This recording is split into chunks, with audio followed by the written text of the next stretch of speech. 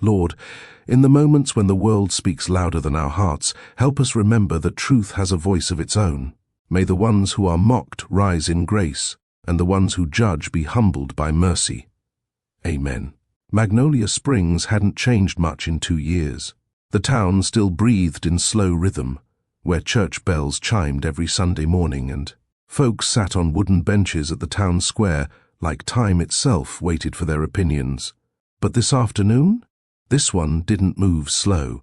It froze, because right there, near the old oak tree at Jefferson Park, a scene unfolded that made mouths drop and gossip shift into silence, not because of noise, but because of the man, Thomas Blake, no longer in plain jeans and a button-down like before. Now he stood in a crisp suit, tailored like it belonged in places far from Magnolia Springs. His shoes alone looked like they'd never touched dirt roads, and his wristwatch caught sunlight like a mirror of wealth. He wasn't the same man they half remembered. But what stunned them wasn't his suit. It wasn't even the quiet fleet of dark SUVs waiting near the curb, engines running low and expensive. It was what he did next. He knelt, knees in the sand, arms stretched out, eyes full of something no one could quite name, something close to awe. In front of him stood a little girl, barely 3, curls tied in ribbons, eyes bright like sunrise. "Hi, mister," she said, grinning, showing a tiny space where her front teeth were just beginning to grow in. Thomas laughed. It wasn't loud, it wasn't proud. It was broken and beautiful at the same time. The girl reached for his face. Her small hand touched his cheek like it belonged there. A few feet behind them stood 2 little boys, twins, one tumbling in the grass, the other clutching a toy truck. Their giggles filled the warm afternoon air. They didn't know why people stared. They were too young to understand the weight of what was happening, but the town understood, and so did Amara Cole. She stood at the edge of the playground, frozen mid-step, grocery bag hanging from her hand. Her eyes locked onto Thomas. Her breath caught. Her heart did the thing it hadn't done in 2 years. It stuttered with memory. Every whisper she had heard, every look she had endured, every sideways glance from a neighbor, every judgment hidden behind "God bless her," they all rose up inside her like a wave. And now, here he was, Thomas Blake, the stranger, the one everyone assumed had vanished, the one they thought left her behind with nothing but shame and swollen ankles. The father, the billionaire, the man they mocked her over, was now on his knees in front of her daughter. Across the park, people pulled out phones, not to take pictures, but as a nervous reflex. Some just stared.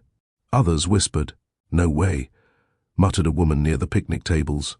"That's him," said an older man by the bench. "That's the one she had those babies with. But he's rich," someone else added, baffled. Amara didn't move. Thomas finally looked up, not at the kids, not at the crowd, at her, eyes wide open, mouth still half parted from that quiet laugh. His expression held something few had seen in him before. Not shame, not fear, but revelation. 2 years ago, before the stares, the whispers, and the shame, there was laughter. That night in Magnolia Springs was thick with heat and heart. The annual Harvest Festival lit up the town square like a string of promises, lanterns glowing.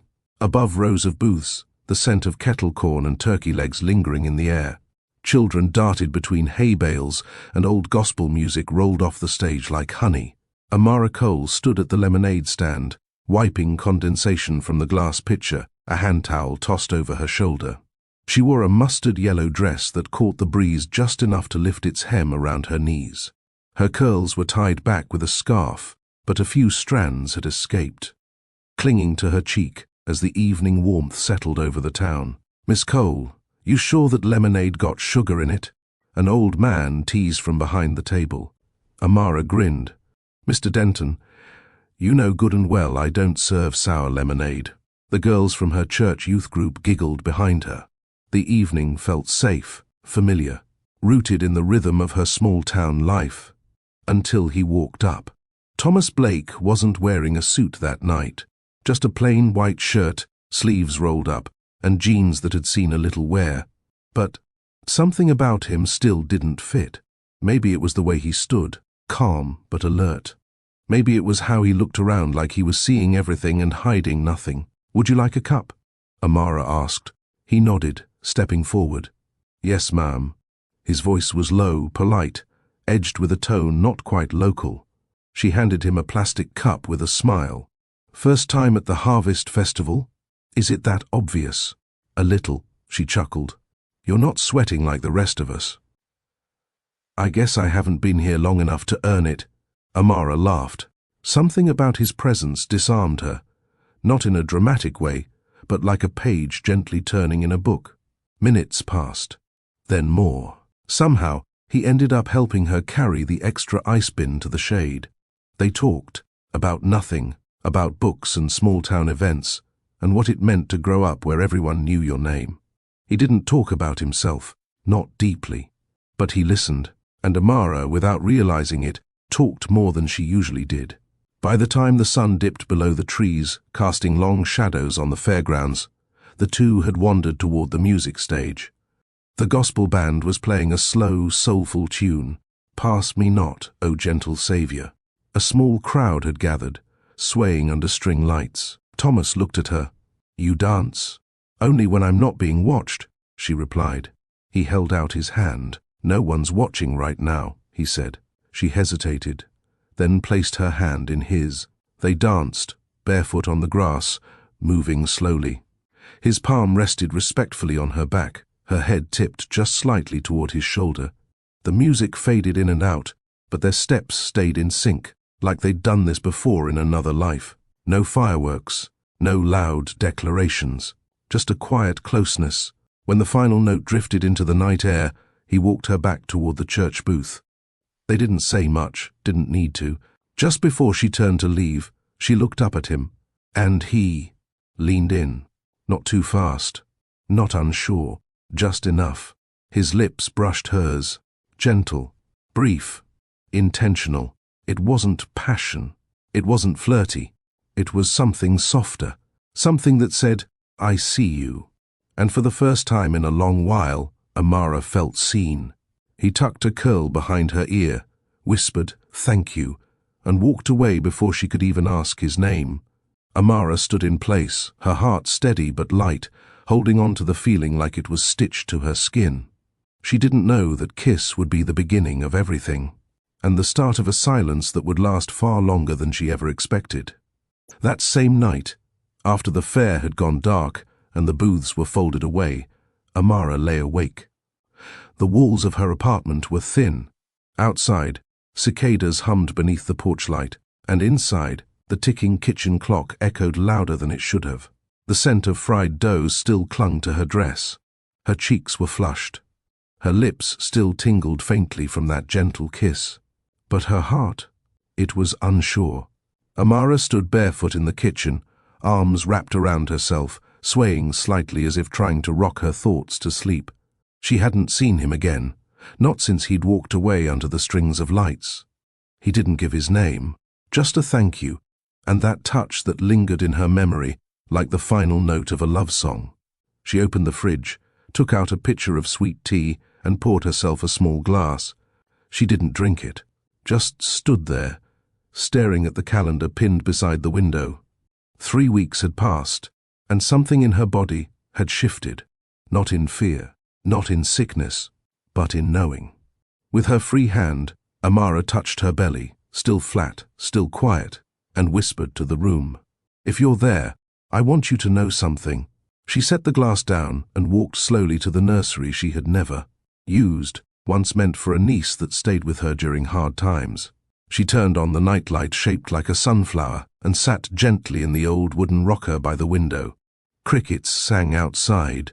Her hand moved in slow circles across her stomach. "I don't know what's going to happen," she said softly. "I don't know if I'll have to do this alone." The words caught in her throat, but she pushed through. "You weren't planned, and you weren't expected, but I want you so much." The tears came, not loudly, not broken, but steady. "People might talk, they always do, but I'll protect you. I'll raise you with love, even if it means walking through fire." A moment passed. Then she smiled faintly, wiping her face with the sleeve of her oversized church tee. "And one day, maybe when you're old enough, I'll tell you about a man with quiet eyes and kind hands, and how he made me laugh under a sky full of lights." She looked out the window. The street was empty, just magnolia petals on the pavement and the distant bark of someone's dog. "But if he never comes back," she added, "you'll still have me. That'll always be enough." She stood, kissed the tip of her finger, and pressed it gently to the wall where the mural began. 3 sunflowers, one for each name not yet spoken aloud. Nyla, Liam, Cole. A single mother's prayer filled that tiny room. A promise. A vow. Magnolia Springs didn't boast flashing city lights or towering skylines.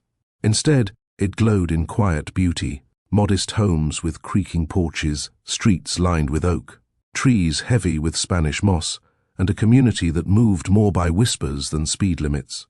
Life here ticked to the rhythm of church bells, gospel melodies, and screen doors snapping shut on warm afternoons. It was the kind of town where people waved from their front porches, and everyone knew who sat where at the local diner. You didn't need the internet to keep up with news in Magnolia Springs. You just needed to visit Sylvia's salon or grab coffee from Miss Clara's pie shop. Everything you needed to know would find you by noon. Magnolia Springs ran on rhythm, faith, and familiarity. Every Friday, high school football turned the town into one collective heartbeat. On Sundays, everyone dressed in their finest to fill the pews of New Hope Baptist Church. Even if you had nothing to confess, you still showed up, because not showing up was its own kind of confession. Here, faith wasn't just a matter of the soul. It was woven into the very architecture of life. Pastors were treated like family elders. Deacons doubled as school board members. Choir directors knew your birthday and your grandmother's favorite hymn. But for all its warmth, Magnolia Springs had a bite too. Gossip didn't need facts to travel. It needed tone. It needed just one tilted eyebrow at the gas pump or a hand cupped to someone's ear at the farmer's market. It spread faster than pollen and stuck twice as long. And when gossip got personal, it lingered, especially when it involved someone unexpected. At the heart of town, across from the courthouse and beside the hardware store, stood the Porch House Cafe. Half restaurant, half unofficial town hall, it was where the town's real decisions were made. Not over ballots, but over buttermilk biscuits and sweet tea. Did you hear about them Johnson kids? No, but I heard Teresa's boy dropped out of college. Bless her heart. He always was too quiet. These weren't conversations. They were performances, passed like hymns in 4-part harmony. Each with a knowing look, a gentle smirk, and a spoonful of faux concern. It was in this town, with all its unspoken rules, layered loyalties, and ever-listening ears, that Amara Cole grew up. But before the town would ever whisper about her, they talked about everyone else. They said old man Randall hadn't paid property taxes in years, and that Miss Geneva had secretly remarried.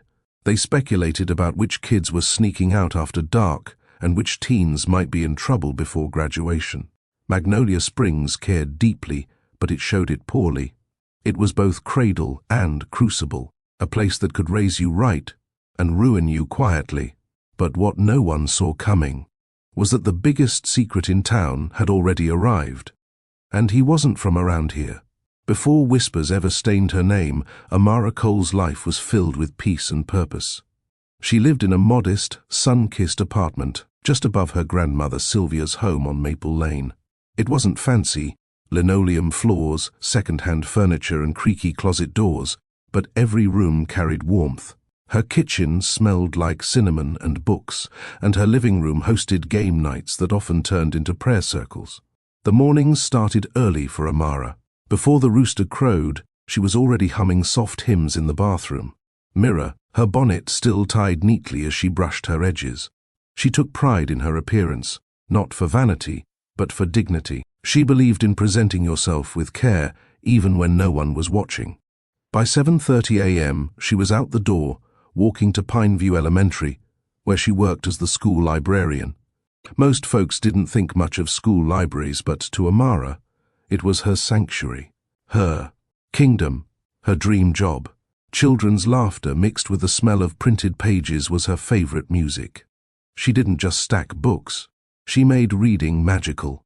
"All right, babies," she'd say every morning as students gathered around the circular rug. "Who's ready to go on an adventure?"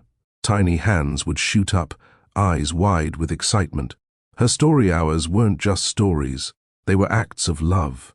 She brought characters to life with rhythm and heart. The kids would lean in, enchanted, especially when she read books by black authors or stories with bold, brown-skinned heroes. "I want to write a book one day," little Tavon whispered once as she closed Solway by Lupita Nyong'o. "And you will," Amara smiled. "And I'll be the first to read it." After work, she often stopped by the community center where she volunteered for the tutoring program. Some days she helped middle schoolers with math. Other times, she taught creative writing workshops, showing young girls how to express their voices with pride. "You've got something the world needs," she often said. "Don't let anybody tell you otherwise." Saturday mornings were for the farmer's market with Grandma Sylvia. Dressed in floral skirts and sun hats, they'd walk through rows of tomatoes, honey jars, and fresh okra, greeting neighbors along the way. "How's your back, Mr. Carlton? You getting that arthritis looked at, Miss Lucy? Imani, when you go and finish that painting for church?" It was the small things that made Amara's life whole. Sunday, however, was sacred. She arrived at New Hope Baptist Church just after sunrise to help her friend Imani prep the sanctuary. Amara sang in the choir, second soprano, with a voice that turned heads not because it was loud, but because it was pure. The congregation always hushed when she stepped forward to sing His Eyes on the Sparrow. Her voice didn't cry, it soared, gentle but certain. When she finished, someone always whispered through tears, "That girl has anointing in her lungs." Her bond with the church was deep. Pastor Monroe had watched her grow up, baptized her, and sat with her. After her father passed away from a heart attack 5 years prior, her mother had struggled to hold everything together, but Amara stayed steady, always steady. On Sunday evenings, she hosted front porch dinners with Imani, her cousin Renetta, and a few young moms from the neighborhood. They brought casseroles, catfish, cornbread, and more laughter than a sitcom. They played spades until the babies got sleepy and prayed over one another before they left. Amara wasn't wealthy, but she was full of light, full of purpose. She found joy in little things, helping a child read their first sentence, singing harmonies. At choir practice, slipping encouragement notes in the mailboxes of elderly church members. Everyone in Magnolia Springs knew her name. Not because she sought attention, but because kindness always echoes. "Amara Cole's the kind of girl you bring home to Mama," Mr. Denton once said at the barber shop. "She gon' make a man real lucky one day," Miss Clara added, handing out peach cobbler slices. But Amara wasn't looking for a man. Not then. She was focused on her students, her dreams, and her community. She often spent late nights scribbling ideas for her children's book, stories filled with courage and color, stories she hoped would someday rest on the shelves she dusted every morning. "I'm gonna make something special," she whispered once as she journaled on her fire escape. And for a time, her world was just that. Special, quiet, rooted. But change doesn't always come with warning. Sometimes it arrives in a whisper, in a glance, in the eyes of a stranger buying lemonade at a booth lit by gospel songs and laughter. And from that moment on, the ground beneath her feet would never feel the same again. Thomas Blake came to Magnolia Springs the way summer rain does, quiet, unannounced, and impossible to ignore once it began. No one really saw him arrive. One day, the little farmhouse on the edge of Willow Creek Road stood empty, shutters rattling in the wind. The next, its windows were open, fresh curtains swayed gently, and a sleek black car sat in the dirt driveway, a car so out of place it looked like it had taken a wrong turn from another world. At first, folks didn't pay him much mind. Magnolia Springs had its share of travelers, mission volunteers, distant, cousins visiting for the summer, city folk looking for a simpler life. But there was something different about this man.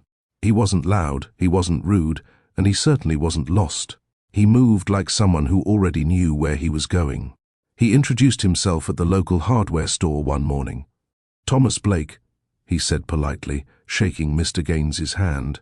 His voice was steady, clear, and just formal enough to make people wonder where he was from. "Need to fix up that old farmhouse," he explained. "Just something peaceful for a while." Mr. Gaines sold him a hammer, nails, and a paintbrush, but what really caught his attention was the way Thomas paid. $100 bills, crisp, no hesitation. When word got around that the newcomer had bought his property outright, in cash, the town's curiosity turned into quiet fascination. He wasn't flashy. He didn't host parties or show off, but he had a certain grace in how he carried himself, the kind of calm confidence that didn't need to speak loudly to be heard. On mornings, Thomas was often seen jogging near the lake, wearing plain grey sweats and wireless earbuds. By noon, he'd visit the cafe, order black coffee, and sit alone at a corner table with his laptop open. He didn't gossip, didn't pry, just worked quietly, typing away, sometimes pausing to watch families walk by outside. To Miss Clara, who owned the cafe, he was polite. To the barber, who offered him a haircut, he was modest. To the mailman, who delivered his letters from some big corporate office in Chicago, he was mysterious. "Man's too polished for this town," the barber said once, clipping away at a customer's sideburns. "Look at that watch on his wrist. Costs more than my truck." But when someone asked if he was rich, Thomas would smile faintly and say, "I'm comfortable." He was always courteous, always restrained. Yet there were glimpses of another life, one he didn't talk about. The day he parked outside City Hall to submit property documents, his car drew a small crowd. It wasn't just expensive, it was rare. A high-end European model most folks had only seen on television. A few teens took photos beside it, pretending to pose casually, until Thomas came out of the building and smiled, waving off their apologies. "Go ahead," he said, amused. "She's a beautiful car." That line, "she's a beautiful car," traveled through town faster than wildfire. By evening, everyone was speculating. "I bet he's an investor." "No, a musician. Maybe retired. I heard he's divorced from some Hollywood woman. I think he's hiding something." Everyone had an opinion, but no one really knew. And Thomas didn't volunteer answers. His home became a mystery too. Though the farmhouse looked simple from the outside, those few who visited, like the electrician or the plumber, spoke of something different within. Imported wood furniture, silver-framed photos turned face down, a piano sitting untouched in the corner, bookshelves filled with finance journals and poetry collections. "He don't live like no regular man," the plumber told Miss Clara one afternoon. "That kitchen got more marble than my church pulpit." Still, Thomas blended in better than anyone expected. He attended the local farmers' market occasionally, helped at the annual cleanup day, and even bought cookies from the Girl Scouts outside the grocery store. He never acted superior, never corrected anyone's assumptions.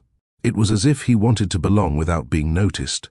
At night, however, when the streets grew quiet, he could be seen walking the back roads near the old cotton fields. Alone, hands in his pockets, eyes toward the horizon.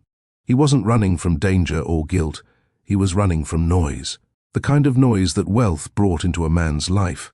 The constant ring of deals, partnerships, and opportunists. Magnolia Springs offered him silence, and silence was something he hadn't heard in years. Inside his farmhouse office, glowing screens still filled his nights. He worked remotely under another name, an alias known only to his inner circle. Contracts, designs, coded prototypes, all the invisible threads that tied him to a tech empire he'd built long before stepping foot in this sleepy southern town. He had more power than anyone here would ever imagine, but power was the last thing he wanted to show. For Thomas Blake, anonymity was a kind of salvation. Still, there were moments when loneliness pressed against him like humidity, thick, unseen, and constant. He thought about family sometimes, about the distance between him and the father, who taught him how to speak to boardrooms, but not to people. He remembered the coldness of corporate dinners, the shallow laughter of women, who only saw his last name, the empty victories that left his heart untouched. Magnolia Springs was supposed to be temporary, a brief detour before he moved on. But something about this place made him stay longer than planned. Maybe it was the stillness of the mornings. Maybe it was the choir songs he heard faintly drifting from the church on Sunday. Or maybe, though he wouldn't admit it yet, it was the sound of a woman's laughter echoing. Near a lemonade stand on a hot southern night he hadn't yet lived, but somehow felt coming. Though they hadn't yet spoken, Amara Cole and Thomas Blake had already passed each other more times than either of them knew. Once, at the grocery store on a Tuesday afternoon, Amara stood in aisle 4, comparing prices on baby shampoo for a cousin's toddler. A few feet away, Thomas browsed cereal boxes with a puzzled expression, clearly unfamiliar with off-brand deals. They didn't notice each other then, or maybe they did, just not consciously enough to hold. Another time, Thomas sat at a park bench while Amara jogged past on her lunch break, earbuds in, sweat glistening on her forehead. He looked up just as she turned the corner, watching her silhouette move with strength and grace before she vanished from view. Even the church brought them closer. Thomas often took long walks on Sunday mornings, passing by New Hope Baptist just as the choir began their warm-ups. From the sidewalk, he would pause briefly, eyes closed, listening. He never went in, not yet. But something about the harmonies pulled at him, rooted him to the spot. Inside those walls, Amara stood 3 rows back, eyes closed, swaying in rhythm with the spirit.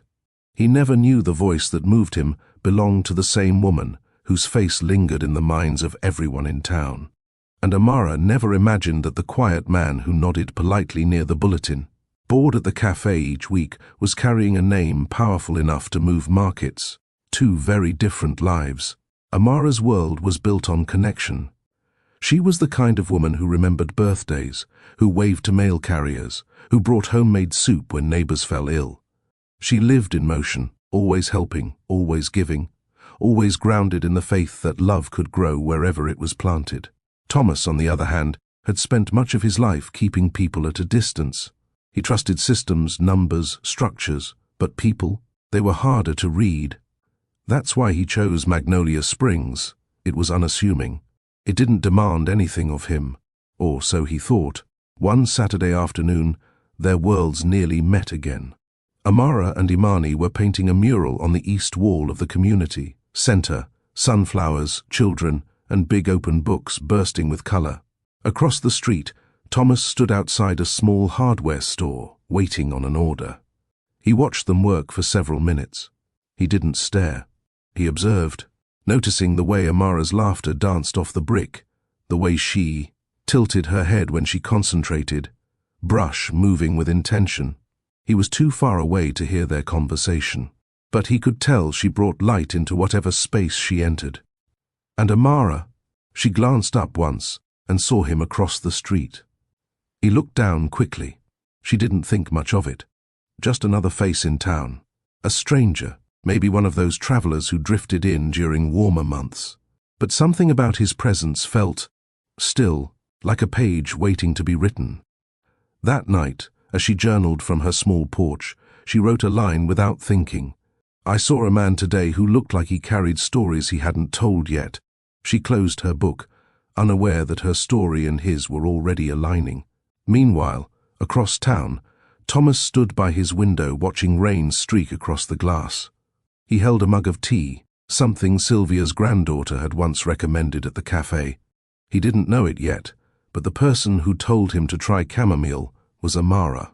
He remembered the way the woman in yellow smiled as she took her order that day. He remembered because it made him feel welcome without explanation. He didn't know her name, but he remembered the warmth. Thomas often told himself he wasn't ready to open old doors, to trust, to feel, to need anything beyond simplicity. But something had begun to shift. It wasn't immediate. It wasn't obvious.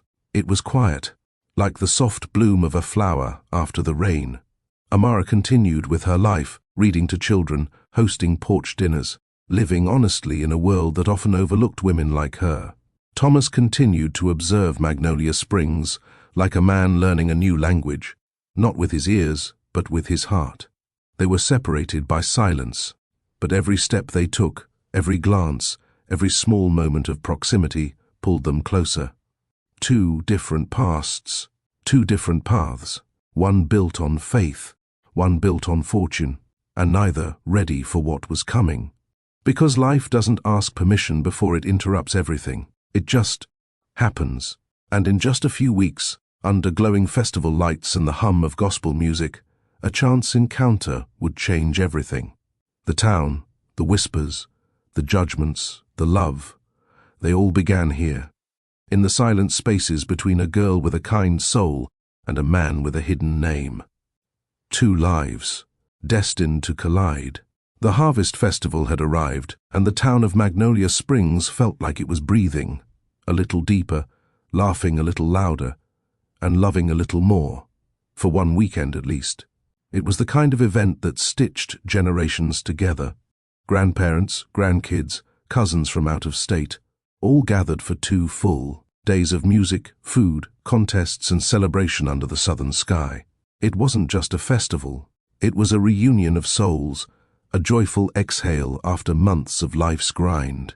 Every lamppost was wrapped in garlands made of dried corn husks and ribbons. The church youth group had helped hang lanterns from trees the night before, and gospel choirs from nearby towns were already taking turns on the community stage. Vendors lined the town square, barbecue grills smoking at sunrise, funnel cakes frying. In sweet oil, tables stacked with handmade quilts and jars of spiced peaches. Children in denim overalls ran wild with face paint smeared and snow cones dripping down their arms. And when the sun began its golden descent, the fairgrounds transformed into something magical. String lights flickered to life like stars that had descended early. The choir's voices lifted over the crowd, sweet and full of soul, spilling into the twilight air like a Sunday morning on repeat. Couples danced. Elders clapped on the beat.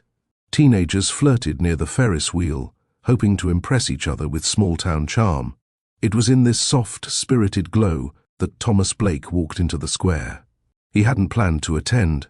His original intention was to stay home, finish a few reports, and avoid any public attention.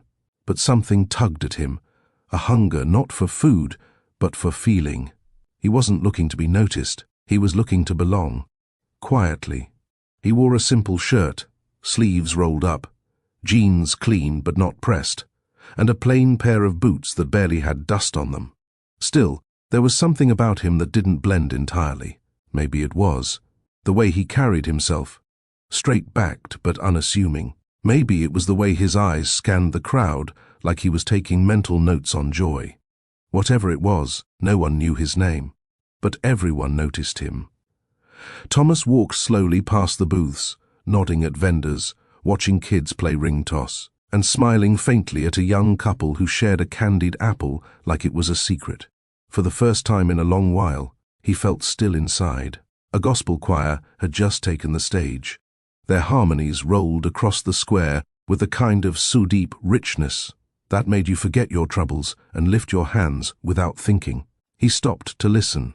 Their voices soared, layered, powerful, raw. People began swaying in their spots. Some closed their eyes. Others grabbed the hands of loved ones and let the melody guide them. Thomas didn't move. He just stood at the edge of it all, silent, heart gently thudding as something unfamiliar settled over him. Peace. That's when he noticed the lemonade stand and the woman behind it. Amara Cole had always loved the Harvest Festival. Every year, she signed up to volunteer without hesitation. It wasn't just her sense of duty, it was tradition. Her grandmother, Sylvia, had served lemonade at the very same booth since 1983. And though her hips no longer let her stand all day, she still stitched sunflowers into the tablecloths and prayed over every pitcher of citrus and cane sugar like it was communion. This year, Amara had arrived early, before the booths were even fully assembled. Wearing a soft yellow sundress and white sneakers, her curls wrapped in a loose bun, she moved with her usual grace and grounded confidence. As the sun rose higher, she set out cups, adjusted the umbrella shade, and hummed an old Mahalia Jackson tune beneath her breath. Children from the church youth group giggled nearby as they helped stack napkins and restock the cooler with ice. One girl, Tamara, tugged at Amara's dress. "Miss Amara, I saw a boy from school throw his apple core on the ground." Amara laughed softly. "Did you tell him that's not how we treat God's earth?" "Yes, ma'am, but he said it was biodegradable." "Well," Amara said with a wink, "so is a dirty diaper. But you don't leave that in the grass either." The girls burst out laughing. A few parents passing by waved toward the booth. "Save us a picture before the heat sets in." "You know I will." Amara called back. Everything felt familiar, beautifully familiar. The chalkboard sign leaned against the table, "Sweet lemonade, $2 or a song." It was a standing joke at the Harvest Festival. If someone didn't have the money, they could sing a gospel line to get a free cup. It was the town's way of saying generosity and joy came before profit. At the peak of the afternoon, the line grew long. Amara poured, smiled, cracked jokes, and wiped her brow between servings. Some of the boys flirted playfully, offering extra dollars for an extra smile. She laughed them off, never cruel but never confused about where her boundaries stood. "Miss Amara, you always this pretty when you hand out lemonade?" One man joked. "Only when I'm supervised by church kids and the Lord," she replied, without missing a beat. Then, as she turned to refill another pitcher from the cooler, a quiet voice spoke behind her. "Excuse me, can I help with that?" Amara turned. The man standing before her was unfamiliar, but something about his presence felt grounded. He wasn't flashy but clean. Worn boots, rolled sleeves, and a faint accent that suggested he wasn't. Local, but respectful enough not to stand out just for the sake of it. Their eyes met. Hers, warm and curious. His, calm but alert, a little tired, a little intrigued. He nodded toward the heavy jug of lemonade she was lifting. "That looks like it weighs more than you." She smirked. "You calling me small or calling the jug heavy?" He chuckled. "Maybe a little of both." The youth girls stared. One nudged the other. Amara tilted her head, pretending to evaluate him. "You from around here?" "Just passing through." "That's so. Passing through with a Tennessee license plate and a Magnolia Springs address?" He blinked, caught off guard but impressed. "You're observant." "I'm a librarian. It's my job." He extended his hand. "Thomas." She reached across the table. "Amara." "Nice to meet you, Amara," he said, her name rolling off his tongue with care. That offer for help still on the table. She hesitated a beat, watching him. He didn't flinch, didn't fidget, just waited. With a nod, she stepped aside. "You can carry the next pitcher from the cooler, but be warned, it doesn't come with a free refill." Thomas smiled and moved behind the booth, careful not to bump into the girls who were still watching wide-eyed.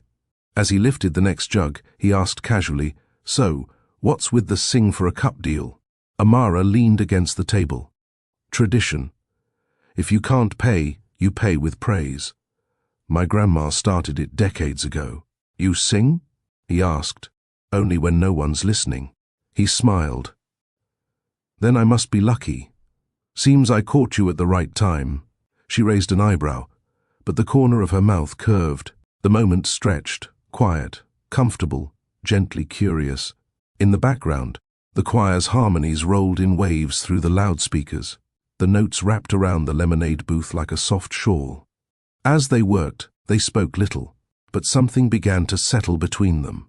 Not flirtation, not expectation, just presence. He helped pour cups, wipe the table, and restock supplies as the line grew shorter. The kids whispered behind them, trying to read lips, trying not to be obvious. Eventually, Thomas nodded to the chalkboard. "I'm short $2. Might have to sing."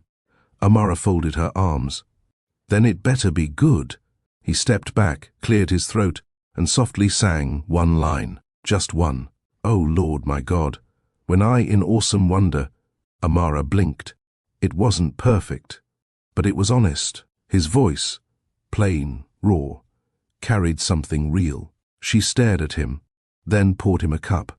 "On the house," she said. He sipped, winced. "You sure this isn't a little too sweet?" "It's blessed," she said. "Not sweet, that's the gospel in citrus form." They both laughed, and neither of them noticed how the light had begun to soften. how the lanterns above were beginning to glow, how the air around them had already begun to shift. As the evening heat began to fade, the festival's rhythm softened into a calm hum. The crowd thinned just enough for Amara to take a breath, wiping her hands on a damp towel as the choir finished another round of harmonies. The gospel song ended with applause, and somewhere nearby, a child laughed so hard it made others join in. Magnolia Springs had that kind of warmth, contagious, unplanned, and deeply human. Amara leaned against the booth for a moment, rolling her shoulders, unaware that Thomas was still standing nearby. "Looks like the rush is over," he said gently, watching her exhale. "Until the next wave," she replied with a small grin. "You'd think we were giving out gold, not lemonade." "Maybe you are," he said, voice quiet but certain. "Feels like this whole town's been waiting in line for your smile."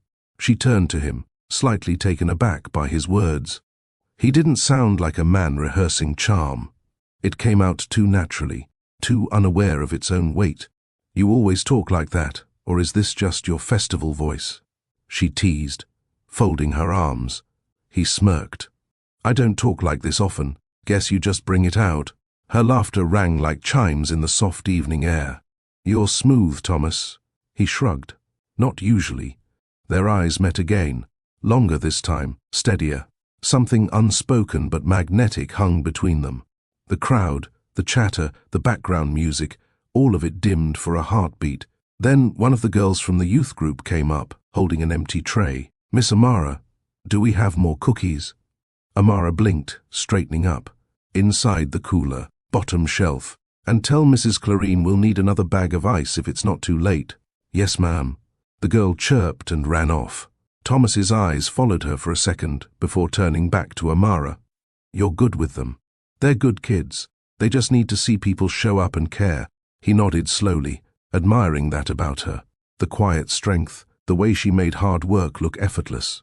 Most people he'd met in his other life, boardrooms, penthouses, events, had conversations built on convenience, not care. Here, this woman was giving her time freely, making a difference without demanding recognition. It stirred something in him. "Do you do this every year?" he asked. "Every year since I could reach the counter," she said proudly. "Started helping my grandma when I was 10. Back then, she used to say lemonade was a ministry." Thomas chuckled softly. "A ministry?" "Yep." She said if you hand someone a cup of cold lemonade on a hot day and smile at them, you've already shared a blessing. He nodded, thoughtful. "Your grandmother sounds like someone worth knowing." "She is," Amara said, eyes softening. "You'd like her." "I think I already do," he replied. There was a pause, gentle, easy. Neither felt the need to fill it.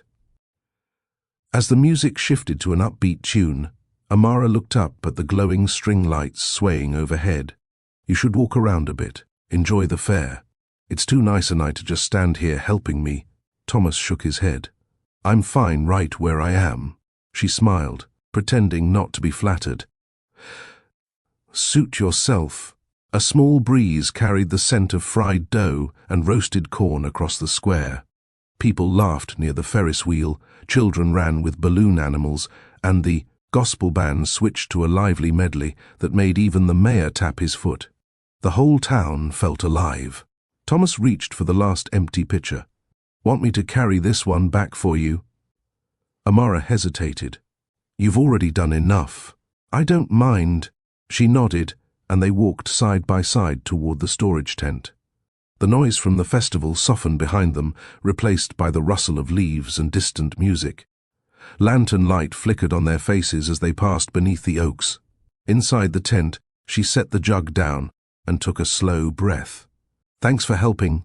Any time," he said. There was something about the way he stood, still but sure, that made her glance up.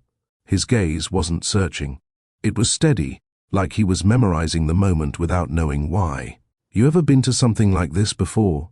she asked, breaking the silence. "Not in years," he admitted. "Last time I went to a fair, it was mostly business dinners and polite handshakes. Nothing like this. So, what made you come tonight?" He paused, searching for the truth. "Curiosity, I guess. I wanted to see what joy looks like when it doesn't come with a price tag. Her breath caught slightly. The honesty in his tone was rare, raw even. Well, she said softly, you picked the right place. Their eyes lingered again, long enough for the moment to turn delicate. Outside, the choir began another slow song, a melody about mercy and second chances. Thomas's expression shifted. His shoulders relaxed. It's beautiful, he murmured. The music? She asked. He looked at her. All of it. She laughed quietly, shaking her head. You really don't stop, do you? He smiled. Not when it's the truth. Amara felt warmth rise to her cheeks. She stepped out of the tent, exhaling a breath she hadn't realized she was holding. Thomas followed, hands in his pockets. Back at the booth, Imani waved from across the square, calling Amara's name. They're starting the last set at the stage. Come on. Amara called back. Coming. Thomas glanced at the crowd gathering near the music platform. You should go. I'll close this up for you. You sure? Positive. She hesitated, then nodded. All right, but only if you promise not to drink all the lemonade. No promises, he said, grinning. She laughed again, the sound light and real. Fine, Mr. Passing Through. I'll see you in a few minutes. And as she walked toward the stage, her yellow dress catching the glow of lantern light, Thomas found himself smiling in a way he hadn't in years. He didn't understand it yet, why her presence lingered like a melody after the song ends. But something about her steadiness had unsettled his peace in the best way possible. For the first time since arriving in Magnolia Springs, he didn't feel like an observer. He felt present, alive, and when Amara turned around from a distance and waved playfully, he lifted his hand in return. Sparks had already been struck. Neither of them saw the flame yet, but it was there, quiet, steady, waiting for its moment to glow. By the time Amara made it to the main stage, the music had slowed, and the final performance of the night was beginning. Lanterns hung in soft clusters from overhead wires, flickering gently like stars pulled close to earth. The stage was lit with amber and gold, casting a warm halo over the small gospel band that had taken their place with reverence. Thomas stood just behind the crowd, hands in his pockets, watching quietly. He didn't know the lyrics, but the chords stirred something familiar, the kind of music you feel before you understand.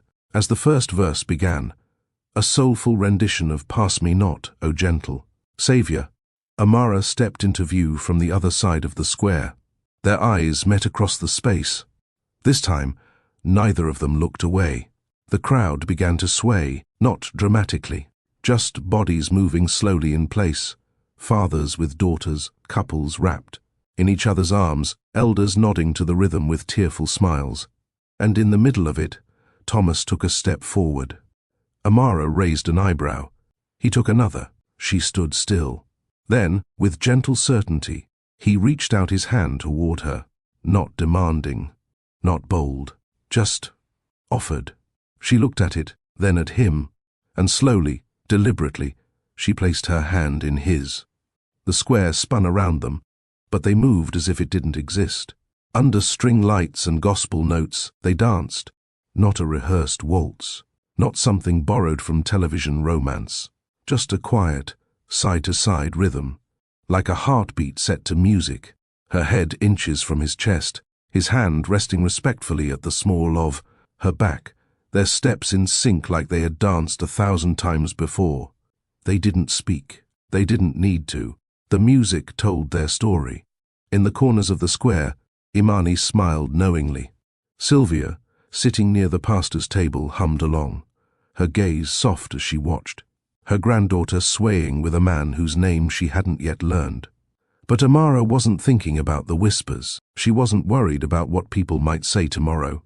In that moment, she was just there, safe, seen. Thomas glanced down at her, eyes searching gently. She looked up, curious, calm, unsure but open. The choir's voices rose again, the harmony stretching across the festival, grounds like a thread pulling the entire town into stillness. He leaned in slightly, his forehead just brushing hers.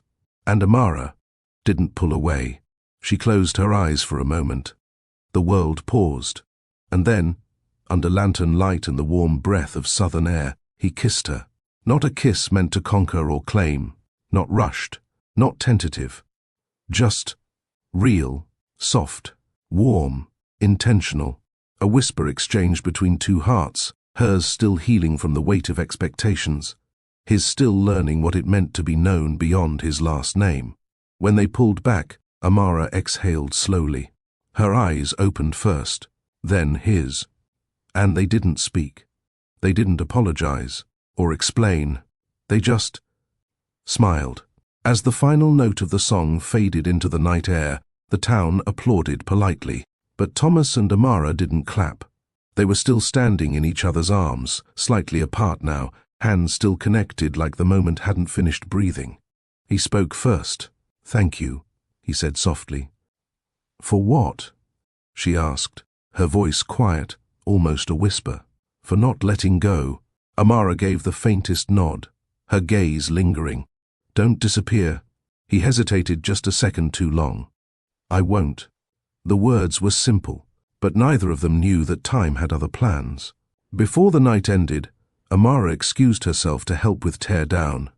Thomas stayed a while longer, exchanging small smiles with the kids who had earlier watched him like a character in a fairy tale. They parted with a promise that hadn't yet formed into words. Back at her apartment that night, Amara stood at her window, fingers resting on her lips. It had been years since she let someone that close. She didn't even know his last name, but something about him stayed with her. Unshaken, unforgettable. Meanwhile, across town, Thomas sat in the driver's seat of his car, hands gripping the wheel, eyes on the rearview mirror, not looking at traffic, but at himself, and for the first time in a long while, he didn't feel like a man hiding. He felt like someone who had just been found. It started with a missed period. Then two. Amara didn't panic at first. Stress could cause that, and between library hours, community service, and festival volunteering, she'd had more than enough of it. But when morning nausea began sneaking into her routine, lingering, behind gospel music and scrambled eggs, she knew something was off. She bought the test on a Wednesday, quietly, tucked it behind a box of herbal tea and cough drops at the corner store. The clerk smiled without suspicion. Nobody in Magnolia Springs would have guessed. Nobody ever expected Amara Cole to be the kind of woman who bought a pregnancy test at all. She took it that evening, alone. 3 minutes felt like an hour. And then, 2 lines.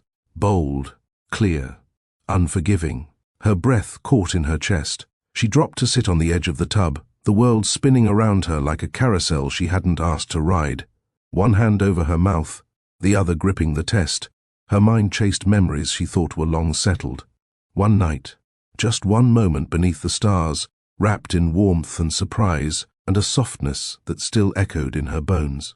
Thomas, and now. She shook her head, tears pressing against the edges of her vision. A baby? No, not just one. At the clinic a few days later, the nurse's expression changed after the ultrasound wand glided across her belly. Her brows lifted. She turned the monitor slightly, lips parting with careful pause. "You see those 3 heartbeats, sweetheart," she said gently. Amara blinked. 3. 3. A girl and 2 boys, the doctor confirmed later. Strong heartbeats, growing beautifully. No signs of complications. The room felt too small to hold that kind of news. Triplets. The word clanged against her ribs. She walked out of the clinic in silence, her free hand resting on her stomach protectively, as if her body was suddenly fragile. Every step home felt heavier than the last. By the time she reached her apartment, the tears came. She didn't cry from shame. She cried from shock, from the weight of a future she hadn't imagined, from the sound of 3 heartbeats echoing in her memory like tiny drums that would never stop. She stared at the blank nursery wall for hours that night. One night of connection. One man who had vanished into the wind. And now, 3 lives waiting inside her. Amara didn't sleep that first night. She curled beneath a quilt on the couch, staring out the window at the moonlight casting soft glows across her porch. Her hand never left her belly, She didn't feel regret, but she didn't feel ready either. How do you prepare to carry 3 souls inside you when you hadn't even planned for one? The next morning, she dragged herself to work. She smiled at the children. She read Where the Wild Things Are with her usual voice. But her heart felt distant, like it was 3 beats ahead of her. Later, she sat in the back of the community center, notebook open, pretending to draft a reading schedule. Instead, she wrote the same word over and over. Mama. The panic didn't set in all at once. It came in pieces. When she opened her fridge and realized she hadn't budgeted for prenatal vitamins. When she stared at her savings account, barely enough for her current rent. When she stood in the shower, pressing her forehead against the tile, whispering prayers she couldn't finish. And still, beneath the fear, was a strange quiet joy. 3 heartbeats, 3 lives, 3 tiny versions of her and maybe him, growing like hidden flowers. She'd sit at night rubbing her belly and whispering names to herself. Nyla, Liam, Cole. She didn't know why, but those names came to her like gentle waves. Sometimes she smiled as she imagined their faces. Other times, she cried until her chest hurt. She talked to God. A lot. Lord, you chose me for this? Really? Then, softer, help me carry it well. She wrote poems in the margins of her Bible, doodles of suns and little feet. She took walks through town and counted every dollar twice. She stared at baby clothes in thrift shops but never picked anything up. And in the quietest corners of her mind, she thought of Thomas. Was he still in town? Did he know what they had started? Would he care? Would he come back? She didn't reach out. She didn't know how. So she carried it all herself, joy, fear, confusion, braided into one long prayer. Every heartbeat inside her whispered, "You can do this," even when she wasn't sure she believed it yet. News doesn't travel in Magnolia Springs. It floats, soft at first, then fast and sharp, like a switch flipped in the wind. It started with curious glances at the market, then comments disguised as concern at church. She hasn't been herself lately. She looked tired last Sunday. Think she's gained weight. No ring on that finger. You think she's... By the 2nd month, it was no longer subtle. Women who once kissed her cheek now nodded with tight lips. Men who used to joke about her librarian charm offered short greetings and kept their eyes low. A group of older church ladies started sitting 3 rows away instead of beside her. One of them clutched her Bible tighter when Amara walked past. Whispers followed her through the post office, the park, and the corner store. She's pregnant? With whose baby? She always acted so holy. 3? Did I hear that right? They didn't need the truth. They preferred the version they could stretch. A librarian, a choir girl, not even engaged, and now expecting a whole litter. The cruelty didn't surprise her, but it still hurt, especially when someone muttered behind her at the register, "Well, she sure ain't no Mary." Amara kept her head high, but at night, the weight grew heavier. There were days she didn't want to leave the house. Days she stood in front of the mirror trying to love a body that was changing faster than her emotions could keep up with. Nights when she cried with her arms wrapped around her middle, whispering, "I'm trying. I promise." Even the choir shifted. The director, kind but quiet, asked if she needed a little time to rest. That was code, and Amara knew it. Still, she didn't stop showing up. She kept reading to children, kept walking to church, kept buying groceries with her chin up and her spirit intact. Because she knew who she was, even if the town didn't anymore. When the world turned its back, her circle closed in tighter. Sylvia was the first to know. She didn't cry. She didn't scold. She just sat across from Amara at the kitchen table, reached out her weathered hand and placed it gently on her daughter's. "God don't make mistakes, baby." Amara nodded, eyes brimming. "I didn't plan this, Mama. You didn't have to." He did. They held hands in silence for a long while. Then Sylvia stood, moved to the cabinet, and pulled down a tin box filled with old fabric scraps. "What are you doing?" "Starting baby blankets," she said. 3 of them. Imani found out a few days later. She didn't gasp or ask questions. She just blinked, looked at Amara's belly and said, "Guess I better finish that mural early." She brought groceries every Sunday, painted sunflowers on Amara's nursery wall, sat on the porch late into the night eating pickles and chips, letting Amara rant, laugh, cry, and wonder out loud. "You got this," she said one night. "You think so? I know so." Together, they made plans. Sylvia adjusted her sewing schedule. Imani rearranged her art classes. Amara filled her notebook with baby names, feeding schedules, dreams she hadn't dared write before. They didn't have much money, but they had each other, and in a world that suddenly felt small and cruel, that was enough. As her belly grew, so did her courage. She began to smile again, sing softly in the shower, fold baby clothes with care. She didn't know what tomorrow would bring, but with Sylvia's hands on her back and Imani's voice in her ear, she stood tall, ready, expecting not just children, but redemption. Morning sunlight spilled across Magnolia Springs, but for Amara, it felt colder than usual. She had grown used to glances, but that day she felt the full sting of them. It began at Clara's diner, the heart of town gossip disguised as hospitality, the place where everyone gathered for breakfast and opinions. The walls smelled of coffee and buttered biscuits, but beneath that sweetness lived something bitter. Amara hadn't planned to stop there, but she needed a few sandwiches for Sylvia, who wasn't feeling well. She walked in with her hand resting gently on her growing belly. Her maternity dress, a soft cream shade with floral print, made her glow, though most eyes didn't see beauty. They saw scandal. Conversations dimmed when she stepped inside. Forks paused mid-air. Miss Clara's smile faltered before she forced it back on.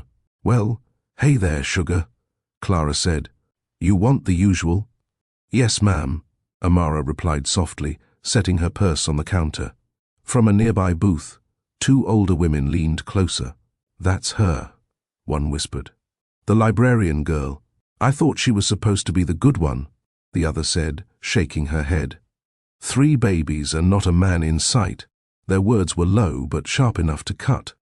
Amara pretended not to hear. She reached for her wallet, fingers trembling slightly. The man behind her cleared his throat too loudly, as if to mark his disapproval. When Clara returned with her bag, she leaned forward and said quietly, "Don't mind them, honey." Amara nodded, forcing a small smile. "Thank you." But her eyes betrayed her, glassy and hurt. Outside, the whispers followed her to the sidewalk. Each step felt like wading through judgment. At the crosswalk, she heard a young couple laughing behind her. "She sure didn't waste time," the woman said. "Heard the daddy skipped town." Amara stopped for a moment. The urge to turn around, to defend herself, rose like heat, but she didn't.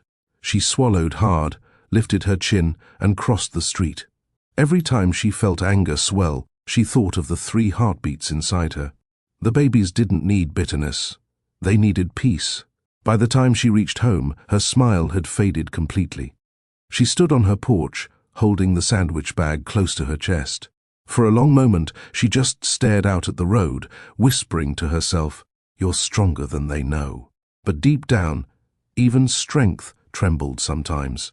Sundays used to be Amara's favorite days. The church had once been her refuge, filled with hymns, hope, and the familiar rhythm of belonging.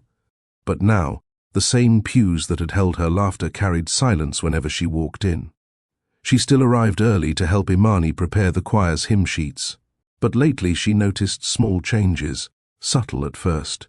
The way Sister Janine avoided her gaze. The way the deacons' wives paused their conversations as she passed. That morning, she sat 3 rows from the front, as always. Pastor Monroe began his sermon with warmth. "We are all God's children, each carrying burdens unseen." His voice filled the sanctuary, steady and calm. But Amara could feel the eyes. When she stood to sing with the choir, the murmurs started, soft but impossible to ignore. She shouldn't be up there, not while she's in her condition. What example is that for the youth? Her throat tightened, but her voice did not break. She sang anyway. "His eye is on the sparrow, and I know he watches me." Her voice carried over the pews, strong, unwavering. The irony wasn't lost on her. The very people who should have offered grace were the ones most eager to cast stones. After service, she stood near the exit, waiting for her turn to greet Pastor Monroe. A few members nodded politely. Others brushed past. Then came Mrs. Daniels, one of the older congregants. She stopped in front of Amara, sighed dramatically and whispered, "Child, I'm praying for you." The tone wasn't compassion. It was condescension wrapped in faith. Amara smiled anyway. "Thank you, Mom. I need every prayer I can get." She walked outside, the sunlight harsh against her eyes. Imani caught up to her near the church steps, touching her arm gently. "Don't you let them steal your peace," she said. "I'm trying," Amara whispered. Imani frowned. "You shouldn't have to try this hard to feel welcome in God's house." Amara didn't answer. She just looked up at the steeple. For the first time in her life, it felt less like a shelter and more like a shadow she had to walk out from. That evening she sat alone with her Bible open to Psalm 34. Her finger traced the verse slowly. "The Lord is near to the broken-hearted and saves the crushed in spirit." She closed her eyes. "Stay near, Lord," she whispered. Night came like it always did, quiet, heavy, mercilessly honest. Amara's days were filled with polite smiles and forced calm, but nighttime stripped her down to truth. The house would settle into silence after Sylvia fell asleep, and that was when the ache returned. She'd sit on her bed, both hands resting on her belly, and talk to the babies. "We're gonna be okay," she'd whisper, trying to convince herself as much as them. "Mama's gonna find a way." Some nights she cried until her pillow was damp. The tears weren't from shame, they were from exhaustion, from carrying hope alone, from knowing that every glance, every whisper, every avoided greeting built invisible walls around her. Once, she woke up from a dream, Thomas's voice still echoing faintly. He had said her name the way no one else did. It haunted her, not because of longing, but because of absence. He didn't even know about the lives growing inside her. Her mind would drift between anger and tenderness, faith and doubt. At 2 a.m., she often walked to the nursery. It wasn't finished yet, just an empty room with soft yellow walls and a rocking chair Imani had found at a yard sale. Amara would sit there, rocking slowly, whispering lullabies her grandmother used to hum. Sometimes, when she couldn't sleep, she'd pray out loud. "Lord, I'm not asking for an easy road, just the strength to walk it." The words steadied her, even when her heart didn't. By dawn, she'd be back in the kitchen making breakfast for Sylvia, pretending her eyes weren't swollen from the night before. She smiled through it all because she had to. She told herself every morning, "You're still standing. That's something." And each time the babies kicked, it was as if they answered, "We're still here too." Sylvia Cole had always been a woman of few words, but her presence spoke louder than any sermon. She noticed every wince in Amara's face, every pause before a breath, every forced smile that didn't quite reach her eyes. One evening, after another long day of stares and whispers, Amara sat on the porch swing staring at the dirt road. Sylvia joined her, easing down beside her with 2 cups of tea. "You've been quiet, baby," she said gently. Amara nodded. "Just tired." Sylvia sipped her tea slowly. "You know, when I had you, folks talked too. Said I was too old to be raising another child after your daddy passed. Said I was crazy for keeping the house when I couldn't pay the bills." Amara glanced over. "What did you do?" Sylvia smiled faintly. "I kept living." Folks will always talk, Amara. Sometimes because they care, sometimes because they don't. But it ain't your job to make their words lighter. Amara's throat tightened. "It just hurts, Mama." "I know." Sylvia reached for her hand, her fingers rough but warm. "But you hear me now. You got blessings growing inside you, not burdens. Don't you ever let this town convince you otherwise." Tears slipped down Amara's cheeks. "I don't feel strong anymore." Sylvia squeezed her hand. "Strength ain't how loud you roar, baby. Sometimes it's how soft you keep your heart when the world's turning mean." They sat in silence for a while, the night air heavy with crickets and truth. Amara leaned her head on her mother's shoulder. her tears soaking the fabric of Sylvia's dress. "You're gonna be fine," Sylvia whispered. "God's got you. And those babies got us." Amara smiled weakly. "You really believe that?" "With everything in me," Sylvia said. That night, before bed, Amara stood before the mirror. Her reflection showed a woman she hardly recognized, rounder, wearier, but somehow steadier. She placed her hands on her belly and whispered, "You heard, Grandma. Your blessings. All three of you." For the first time in weeks, her smile didn't feel forced. She turned off the light and climbed into bed with a peace that didn't erase her pain, but covered it like a warm quilt. Outside, the town still whispered, but inside that little home on Maple Lane, faith spoke louder. Amara Cole's pregnancy unfolded like chapters in a silent hymn, whispered to God and the four walls of her small room. From the moment she discovered the news until the first crisp breeze of fall, each month brought its own trials, growth, and grace. Month 1 to 3. The early months were marked by nausea and secrecy. Only Sylvia and Oma knew. Every morning she moved slower, her body adjusting to the profound miracle taking root inside her.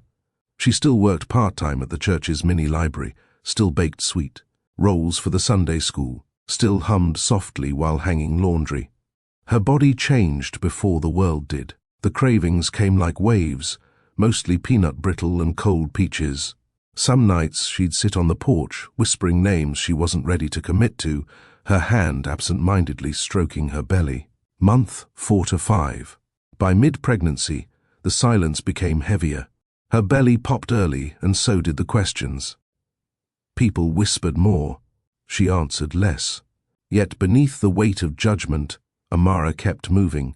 She began journaling, writing daily letters to the babies. "Dear little hearts," she'd begin. "Today, your grandma sang as she cooked. She doesn't do that often." She still attended church, but now she sat in the back. The stairs were louder than sermons. Still, she smiled. Month 6.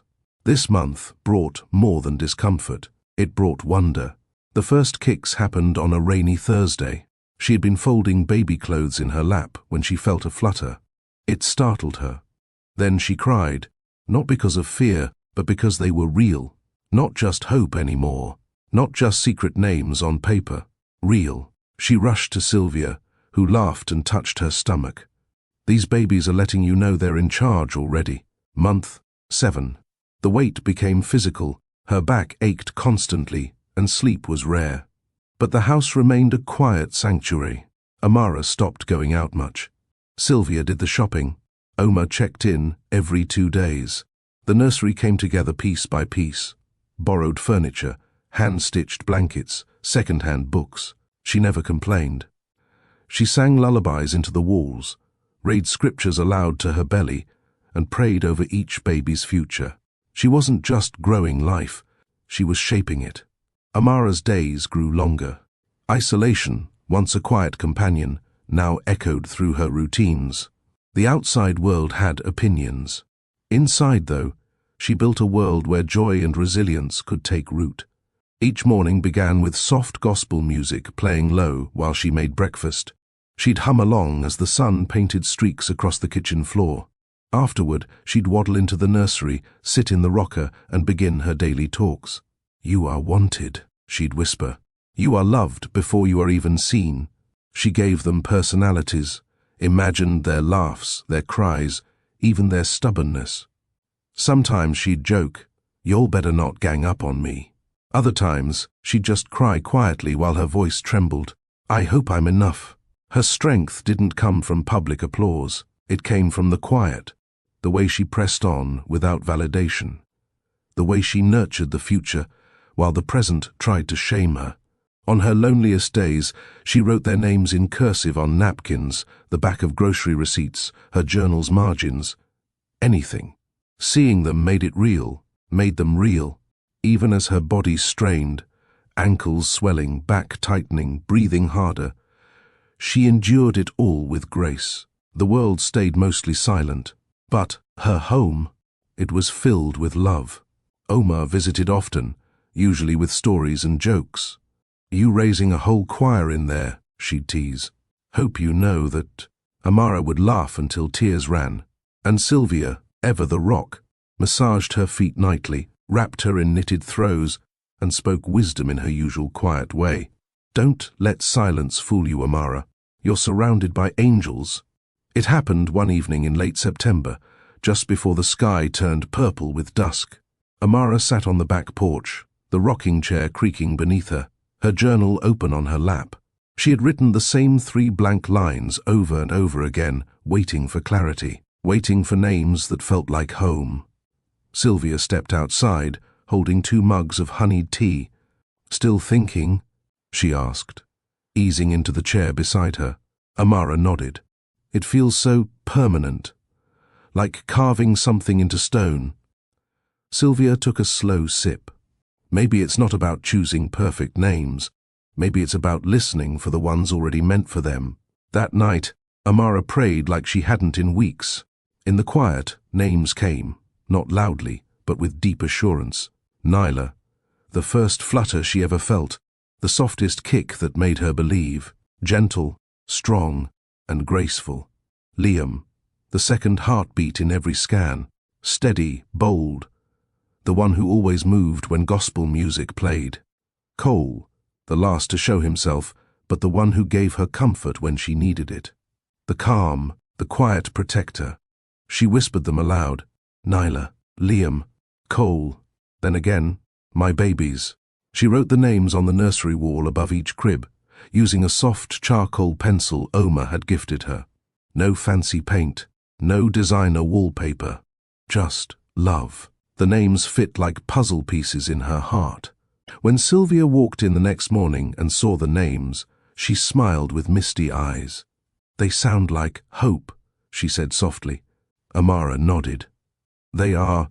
The storm rolled in like a warning. Early morning on October 12th. Thunder cracked through the clouds around 4 a.m., rattling the windows. Amara had barely slept. Her belly felt tight. Too tight. She brushed it off at first. Maybe Braxton Hicks. Maybe just the storm. But then the pain hit, low, hard, rhythmic. Her breath caught. She called out, "Mama!" Sylvia was up in seconds, rushing into the room. One look at Amara's face and she knew. It's time. Lightning lit the hallway as they gathered the hospital bag. Oma arrived within minutes. She had already been awake praying. By the time they reached the car, rain was coming down in sheets. The drive to the small county hospital was a blur, windshield wipers dancing against. The fury of wind, Sylvia's voice calm but urgent as she prayed under her breath. Inside the hospital, nurses moved quickly. Everyone knew her story. Some smiled warmly, others moved with quiet reverence. Amara gripped the bed rails as another contraction took her breath away. "They're coming," she whispered, tears mixing with sweat. She labored for hours, through pain, through thunder, through the deepest fear she'd ever known. But when the cries rang out, one after another, time stopped. First came Nyla, with a strong wail that filled the room. Then Liam, quieter but alert. And finally Cole, his tiny hand gripping the nurse's finger almost instantly. Amara didn't have words, just tears. Sylvia and Oma stood beside her, holding her hands. The storm outside hadn't let up, but inside that hospital room, 3 new lights had entered the world. Wrapped in warm blankets, laid gently across Amara's chest, the triplets rested, as if they had been waiting their whole lives to meet her. And Amara, through exhaustion and awe, whispered the only words her soul could manage. "You are my miracles." The first nights blurred into one another like hours without edges. Amara barely remembered where one day ended and the next began. Feedings came in shifts, midnight, 3 a.m., 6 a.m., each one marked by the soft cries of Nyla, then Liam, then Cole. Their voices were different even then. Nyla's high and sharp, Liam's low and steady, Cole's quiet and patient, as if waiting his turn. Sylvia joked that the house sounded like a gospel trio rehearsing, but beneath the laughter lived exhaustion so deep that coffee couldn't fix it. Amara moved through the house in slippers and a robe most days, hair tied back, arms full of bottles and blankets. She learned quickly that motherhood wasn't just love.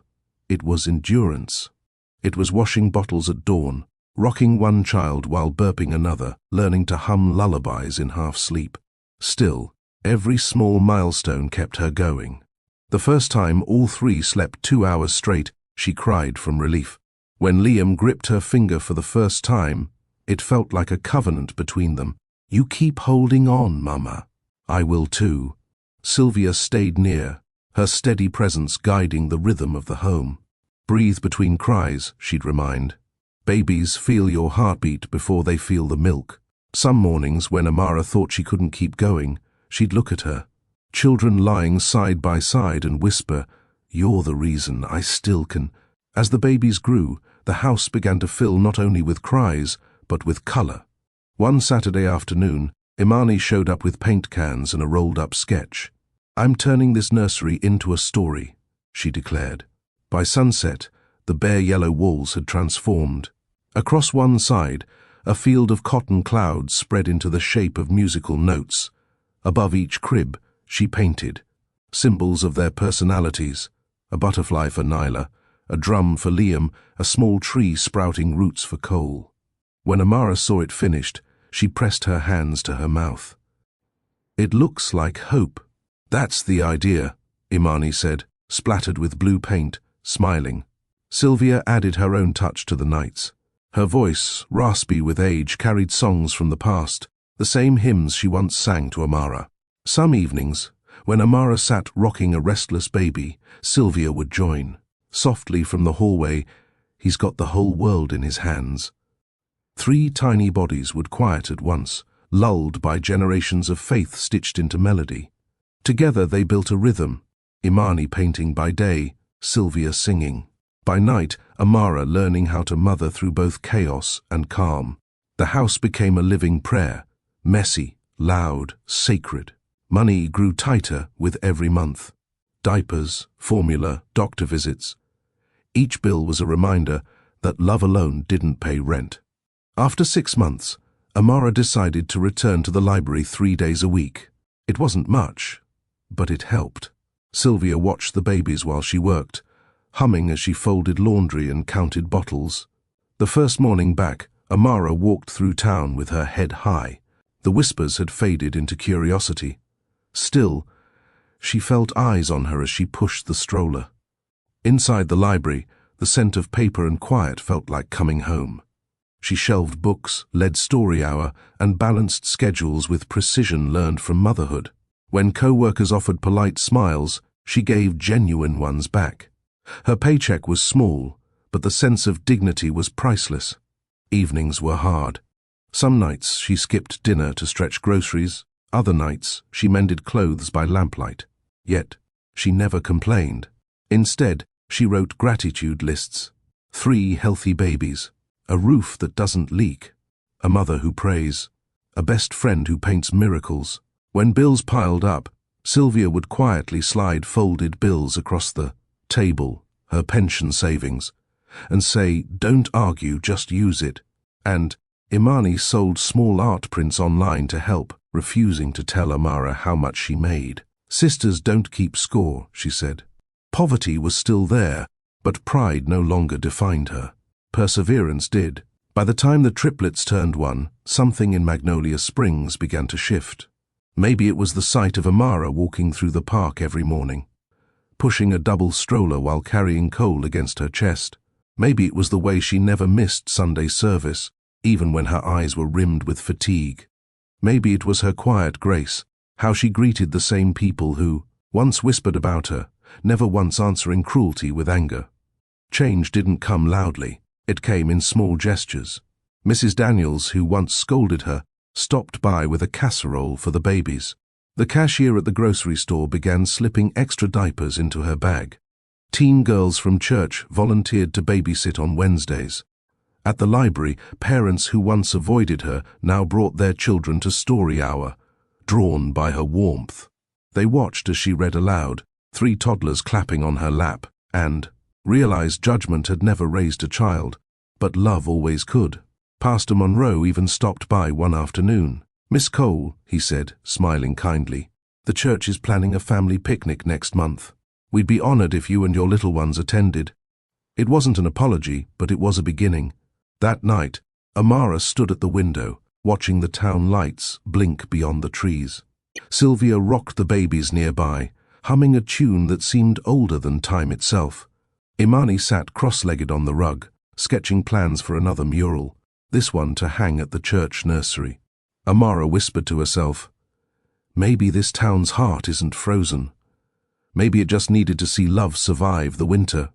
And as Nyla giggled, Liam babbled, and Cole drifted to sleep, the house filled once more with laughter.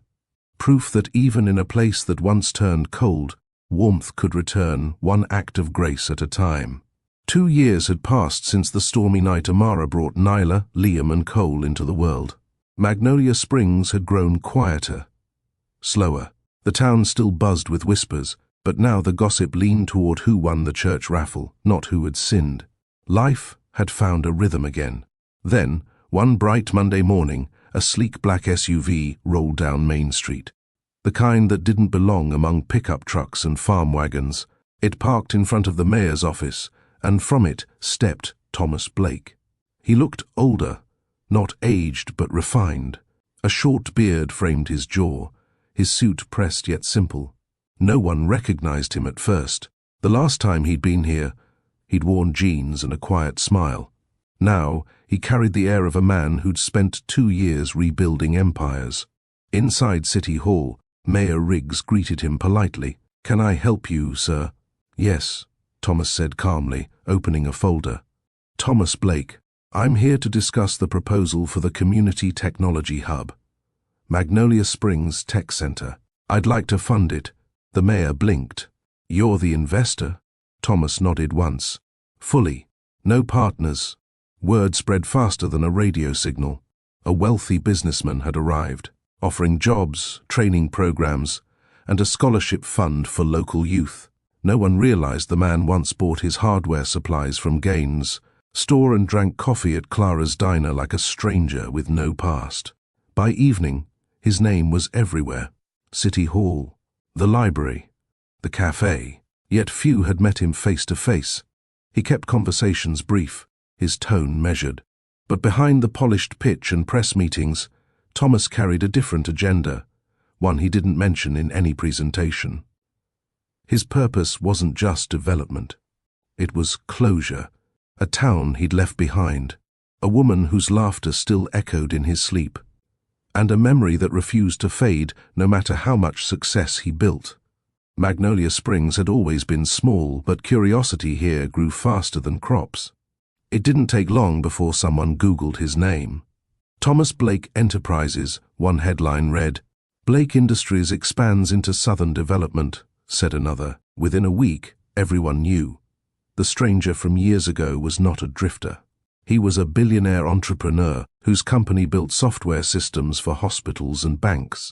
Miss Clara nearly dropped her coffee pot when she read the article. "That's him? The lemonade helper? He's the reason my nephew's getting that scholarship," the cashier replied. Rumors shifted tone. Admiration replaced suspicion. The same town that had mocked Amara now buzzed about Thomas Blake like he was royalty. At the mayor's dinner, Thomas presented his plan. "This project isn't about business," he said to a quiet room. "It's about creating opportunity where it's been forgotten." Polite applause followed, but his gaze drifted toward the window, toward the park just across the square. He hadn't told anyone why that park mattered. Later that night, sitting in his hotel room, he found an old photo still saved. In his phone, the Harvest Festival lights, blurred, and a woman's yellow dress. He had kept it without knowing why. He whispered her name once. Amara. The sound ached in his chest.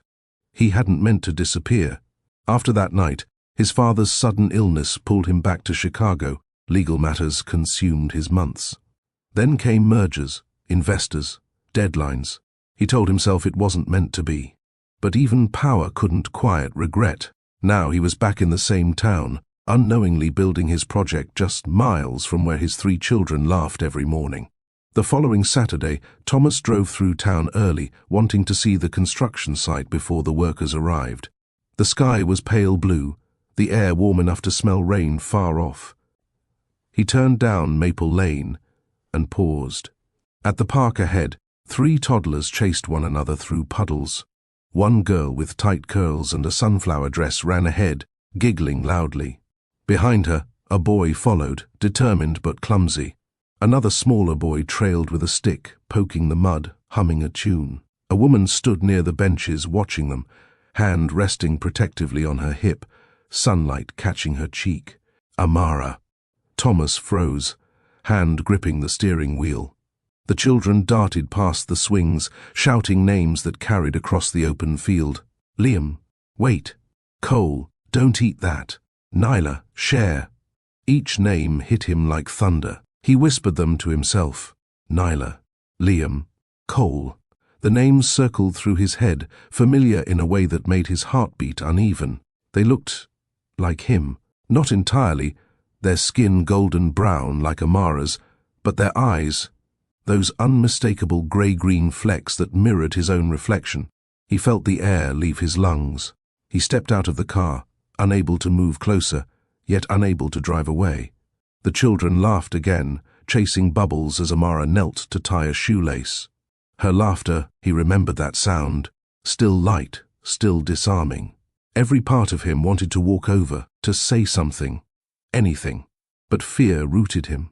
How do you approach a woman you left behind without a word, now standing with children who might carry your blood? He stayed there, a shadow among the oak trees, watching, listening. For the first time since he'd returned, his empire felt meaningless. All the polished suits, the accolades, the company's stock, none of it compared to the sight before him. 3 children, 1 woman, a life that could have been his if he'd stayed. When Amara gathered the kids and began walking toward home, Thomas remained still until they disappeared around the corner. Then he whispered again, almost to himself, "They're mine, aren't they?" The next afternoon, the town held a community fair to celebrate the groundbreaking of Thomas Blake's new project. Tents dotted the square, children painted faces while choirs sang beneath the flagpole. Amara hadn't planned to go. Crowds still made her uneasy, but Imani insisted. "You need fresh air, and maybe a little lemonade redemption," she teased, handing Amara a yellow dress much like the one from years before. So Amara went, with Sylvia, Imani, and the triplets. By noon, the park brimmed with laughter and chatter. The babies tugged at balloons, Sylvia chased after Nyla, and Imani chatted with an art vendor. Across the square, Thomas stood with Mayor Riggs and several board members, going over blueprints. Yet his attention wavered, drawn by the unmistakable sound of children's laughter carried on the wind. He turned and saw her, Amara. Her dress swayed as she bent to wipe Nyla's face. Sunlight kissed her hair, and the world seemed to narrow until there was only her and the memory between them. Amara looked up, and their eyes met. It was only seconds, but time folded in on itself. 2 years disappeared. The harvest festival, the rain, the kiss, all of it returned like a heartbeat she thought she'd forgotten. Her hand froze mid-motion, a napkin trembling between her fingers. Thomas's expression softened, shock, guilt, longing, all colliding silently. She didn't move closer, neither did he. But everything in the air between them shifted. Sylvia noticed first. She followed her daughter's gaze, her own eyes narrowing. She recognized that man, the one who'd once carried lemonade jugs with a shy smile. Imani whispered, "Isn't that the investor everyone's talking about?" Amara's lips parted, her voice barely audible. "That's him." Thomas took one slow step forward, then stopped. He wanted to cross the crowd, to speak, to explain. But the mayor called his name from the microphone, announcing him as the town's new benefactor. The crowd applauded. Thomas forced a polite smile, but his gaze never left her. From the stage, while reporters snapped photos, he caught one final glimpse of her. Holding Nyla's hand, Liam clinging to her skirt, Cole perched on Sylvia's hip. And Amara, strong, radiant, unbroken, looked back at him with eyes that said everything words couldn't. A truth had returned to Magnolia Springs, and it carried both wonder and reckoning. The man who left had come home. The woman he left behind had built a life without him. and the three little hearts between them were about to change everything. The day after the fair, the sky hung low with soft clouds, the kind that promised gentle rain but never kept the threat. The park was nearly empty except for Amara, Sylvia, and the triplets playing near the pond. Thomas sat in his car at the curb, heart pounding like it hadn't in years. He'd stood on stages, faced investors worth millions, negotiated contracts across continents, but nothing had ever shaken him like the sight of those three little faces again. He watched as Nyla plucked wildflowers, Liam tried skipping stones, and Cole toddled toward a butterfly, laughing with his whole body. Their laughter was his undoing. He took a breath, stepped out, and began walking toward them. Each step felt like walking into his own reckoning. Sylvia was the first to notice him. She stiffened, shielding the children with an instinct older than words. Amara turned a second later. Her hands froze on the blanket she was folding. "Thomas," she said quietly, his name almost a whisper. He stopped a few feet away, eyes flicking between her and the kids. His voice came rough, unsteady. I didn't know." Nyla glanced up. "Hi," she said, waving. Her innocence sliced through the tension like sunlight through clouds. Amara's chest tightened. "Kids, come here." Liam and Cole ran back toward her, unaware of the storm swirling between the adults. Thomas's throat worked as he tried to find words. "They're beautiful," he managed. "All of them." Amara folded her arms, protecting herself with posture since words felt too fragile. "What are you doing here?" He exhaled. "I came for the tech project, and for something I didn't even realize I'd lost." Sylvia narrowed her gaze but said nothing. She simply gathered the children and led them toward the playground. She knew this was a conversation meant to happen, whether Amara was ready or not. When they were gone, silence filled the air between the two who once shared a single night beneath festival lights. "I should have come back," Thomas said softly, "but I didn't.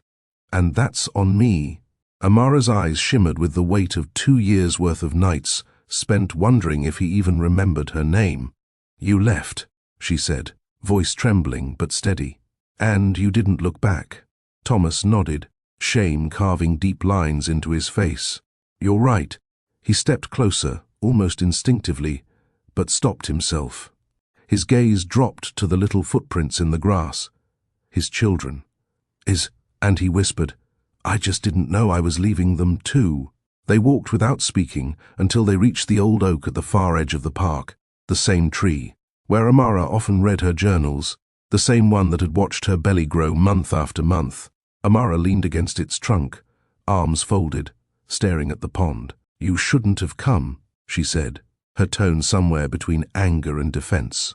"I had to," he replied. "I didn't know what I was looking for until I saw them. Until I saw you." She laughed once, bitterly. "You saw me before, one night, remember? And then, nothing." Thomas's shoulders sagged. "After that night, my father collapsed. I flew to Chicago the next morning. He passed 3 days later. Then the business, it consumed everything, every plan I had, every hour, every piece of me." She turned toward him, eyes sharp.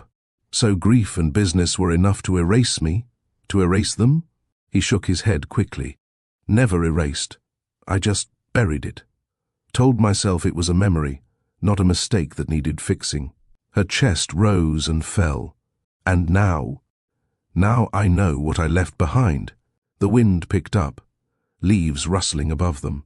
He took a breath. "Amara, I'm not the same man.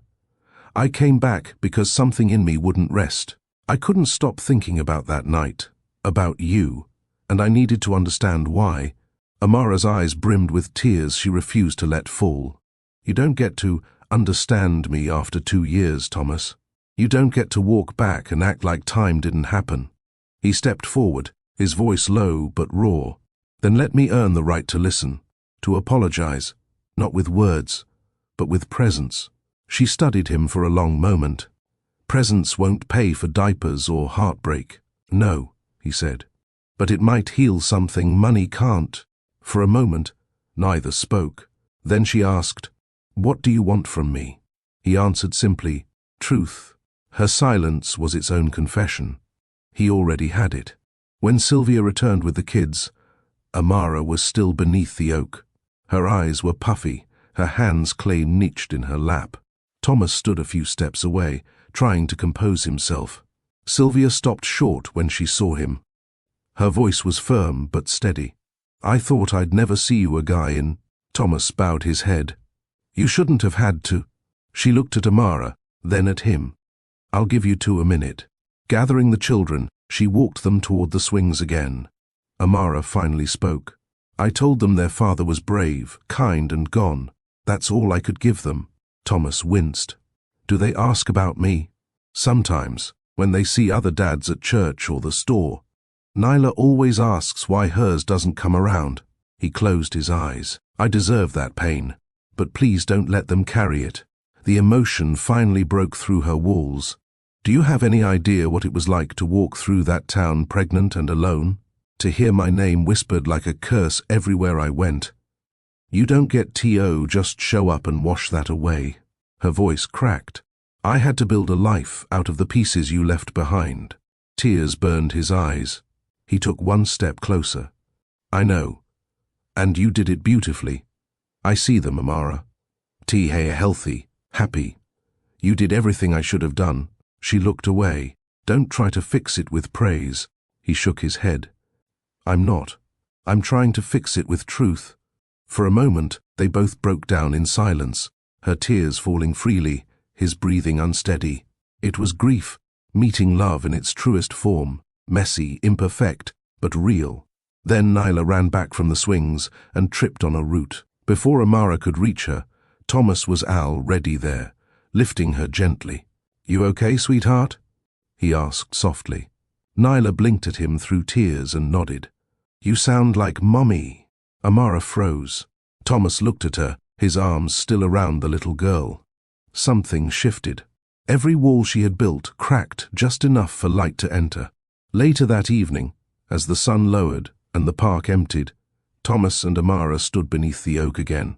Sylvia watched from a distance, children in her arms, her expression soft but guarded. Thomas turned to Amara, his voice barely above a whisper. "I need to say it out loud." Amara met his eyes cautiously. "Say what?" He took a breath that seemed to pull his whole life through it. "They're mine." Her chin lifted slightly, tears shimmering again. She didn't speak. "I came back for all of you," he continued. "I didn't know what I was missing until I saw them, until I saw you again. Everything I built means nothing if I can't be part of this." Amara shook her head slowly. "Do you know what you're asking? To walk back into a life you left and expect it to wait for you? I'm not asking to walk in. I'm asking to earn it." The wind stirred the branches above them. His eyes pleaded for grace. She wasn't sure she had left to give. Finally, she spoke quietly. "They're mine too, Thomas. Every late night, every tear, every laugh. I carried them alone. So, if you want to be here now, you'll have to do the same thing. Carry without running." He nodded slowly, understanding. "I will. Even if you never take me back, I'll still be their father. That's a promise." Something in his tone softened her anger. He wasn't pleading for forgiveness. He was claiming responsibility. When the first drops of rain fell, Amara turned toward the path home.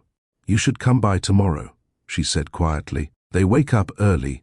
Thomas exhaled slowly, relief and grief woven together. "Tomorrow," he echoed.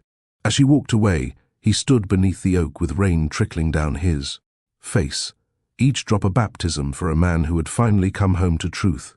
For the first time since he'd arrived in Magnolia Springs, Thomas Blake wasn't a stranger or a billionaire. He was a father, and a man with a second chance. Word of Thomas Blake's confession spread like wildfire, igniting every porch, pew, and produce stand in the small southern town by sunrise. One minute Amara was just the girl who got pregnant by a stranger. The next, she was the woman carrying the billionaire's legacy. The revelation struck the town like thunder. Thomas Blake, once thought to be just a quiet stranger from out of town, was now publicly revealed as Thomas W. Blake III, heir to one of Georgia's largest agricultural dynasties and CEO of Blake Holdings. The man with warm eyes and a boyish grin, who once helped at the lemonade stand, was now headlining breakfast conversations. At the Sweet Apple Diner, conversation buzzed louder than the kitchen grill. "I told you all he looked too polished to be nobody," said Miss Edna, sipping her tea with exaggerated pride. "You ain't say nothin' of the sort," barked Mr. Lawson. "You mocked that poor girl same as everyone else. Called her a shame to the church. But even guilt didn't keep mouths from wagging." Social media in town lit up, anonymous posts, vague Facebook statuses like, "Well, how the mighty," were mistaken, and filtered photos of Amara's triplets captioned with, "See what God can do." It wasn't just gossip, it was a cultural shift. For the first time in over a year, eyes that once narrowed in disgust at Amara now blinked in disbelief. Caught between regret and curiosity, local reporters came sniffing. Thomas's name drew attention beyond the town's borders. Despite the noise, Amara remained silent. The town buzzed around her like bees to honey, but she didn't feed them. She stayed grounded, her heart battling a new storm, one not made of shame, but of emotional whiplash. The man she once believed would disappear forever had come back, not just with a confession, but with the weight of wealth, status, and fatherhood. It didn't change how she woke up to Nyla's sleepy hums, or how Cole liked his cereal warm, or Liam's habit of climbing into bed at 2 a.m. for snuggle safety. But it changed how the town saw her, and that, more than anything, made Amara Cole hold her babies tighter than ever. The ones who judged her the loudest were now the ones pretending they hadn't. That week, Amara's mailbox began to overflow, not with bills, but with apology, cards, baked goods, and notes signed by hands that once pointed fingers. Mrs. Loretta, who once clutched her pearls when Amara walked into Sunday service, now showed up at her porch with a homemade pound cake and eyes watery with guilt. "I was wrong," she whispered, voice trembling. "God forgive me. And if you can too." Amara nodded politely. She wasn't cold, but she wasn't foolish either. Forgiveness didn't mean forgetting how these same people let their children call hers bastards at the playground. Some tried to rewrite history. "Sweetheart, I always knew there was something special about you," one store clerk said, grinning too wide. "Didn't I always say that, Wanda?" "No, you didn't," Wanda muttered under her breath. Amara remained poised. Sylvia had told her long ago, when folks realized they were wrong about you, they'll either try to erase their mistakes or dress them up in lies. The grocery store that once refused her EBT card due to technical glitches now offered her free delivery. Old classmates, who once walked past her like she didn't exist, now sent friend requests and tagged her in throwback pictures, conveniently cropped to exclude their mockery.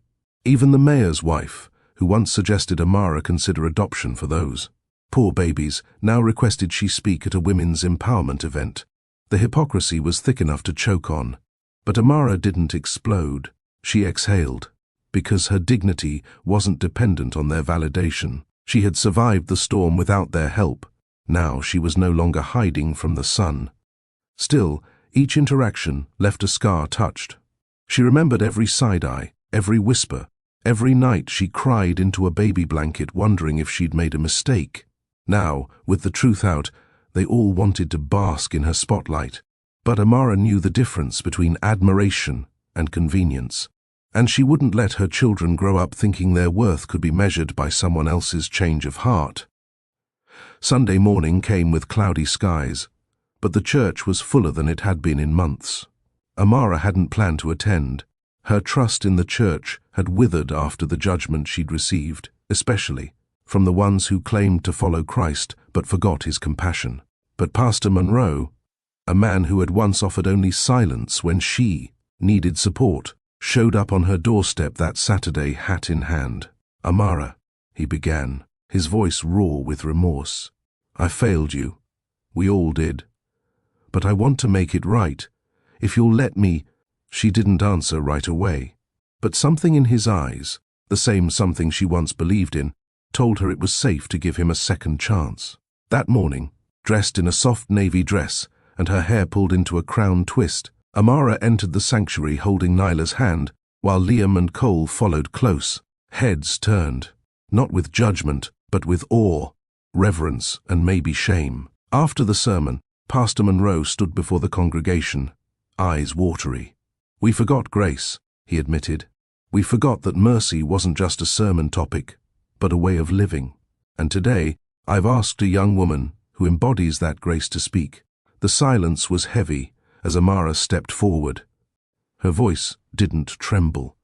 "I was judged, yes," she said, "laughed at, mocked, forgotten by the very people I grew up with. But I learned something in that valley. I learned that grace doesn't wait for applause, and it surely doesn't need permission to bloom." People sniffled. Some wiped tears. A few bowed their heads low. "I didn't need a perfect man to make me worthy. I didn't need a title to make my children loved. I needed strength, and I found it right inside me." The congregation rose in quiet applause, not thunderous, not performative, but sincere. That day, Amara didn't reclaim respect. She redefined it. After church, a quiet parade made its way to Amara's home. Casseroles, pies, bags of groceries, hand-sewn clothes for the kids. Not bribes, not guilt wrapped in foil, but restitution, small tokens of "I'm sorry." Sylvia raised a brow when the third sweet potato pie showed up. "If this keeps up, we gon' need a second freezer," she joked, easing the tension. Imani laughed, one for casseroles, one for broken pride. Amara took each offering with grace, but never let herself get swept away by the sudden praise. The same people who brought her food now had to earn back her trust, and that would take more than sugar and starch. But still, she let the door stay open. Neighbors who once crossed the street to avoid her now sat on her porch, asking about the triplets, offering to babysit, help with the yard, drive her to the doctor if needed. Change, it seemed, was possible, but it took a storm to wake them. Inside the home, as Liam tugged at his sock and Cole tried to help Sylvia in the kitchen, while Nyla painted another picture of Daddy, Amara stood at the window. Thomas was out there, somewhere between grace and redemption himself. She hadn't decided what the future held for them. But what she knew, without question, was this: she and her children would never again be ashamed of their story. They were not mistakes, they were miracles. And no one could take that truth away from them, not even a town that once turned its back. Thomas didn't come back into Amara's life expecting to be welcomed with open arms. He came back ready to work for every inch of her trust he'd lost the moment he vanished. After the confession at the park, they didn't jump into anything romantic. Amara needed more than words. She needed presence, proof, stability. Thomas understood that, and he started slow. He showed up, not in expensive suits, not with grand gestures, but with small, thoughtful acts. Fixing the front porch railing that had been crooked for months, bringing groceries without asking, reading to the kids at bedtime, sweeping the leaves off the sidewalk. One morning, Amara found her car already warmed up and gassed, ready for her early clinic visit. No note, no announcement, just quietly handled. That spoke louder than any bouquet could. Their conversations deepened too. She asked questions, hard ones. "Why didn't you try to find us sooner?" "I was scared," Thomas admitted, "of becoming my father, of messing it all up, of dragging you into a life that wasn't safe." Amara nodded, not fully convinced yet, but she saw the man trying. Trust, for her, was like rebuilding a home after a hurricane, one brick at a time, and Thomas was laying them, every day, with steady, humbled hands. She didn't give him the key to her heart again just yet, but she left the door cracked. And that was something. It was the little things that softened Amara's heart. Not dramatic apologies, but the silent magic of everyday life. Bath time was usually chaos, but one night Thomas asked if he could help. She hesitated. "You ever wrangle 3 toddlers in water?" she asked. He chuckled. "No, but I've negotiated land deals in 5 countries. How hard can this be?" 15 minutes later, soaked in bubbles and baby shampoo, he learned. Nyla giggled as she poured water over his head, and Cole kept trying to sneak soap into Liam's ears. But Thomas didn't flinch. He sang silly songs, gently dried their curls, and laughed with his whole chest. Later that week, Amara watched from the hallway as Thomas fed Liam yogurt with airplane spoon sounds and did a little victory dance when he finished the cup. She smiled without meaning to. And then came the night of the spilled rice. They were in the kitchen, Amara trying to fry plantains while Cole tugged at her dress, whining. The rice pot overturned. "I got it," Thomas said quickly, grabbing a towel. The kids blinked up at him. Amara expected frustration, but instead, Thomas scooped Nyla into his arms, turned on some music, and started dancing with her. Salsa, clumsy and full of laughter. Cole and Liam joined in, giggling. Amara stood there, arms folded, pretending she wasn't tearing up.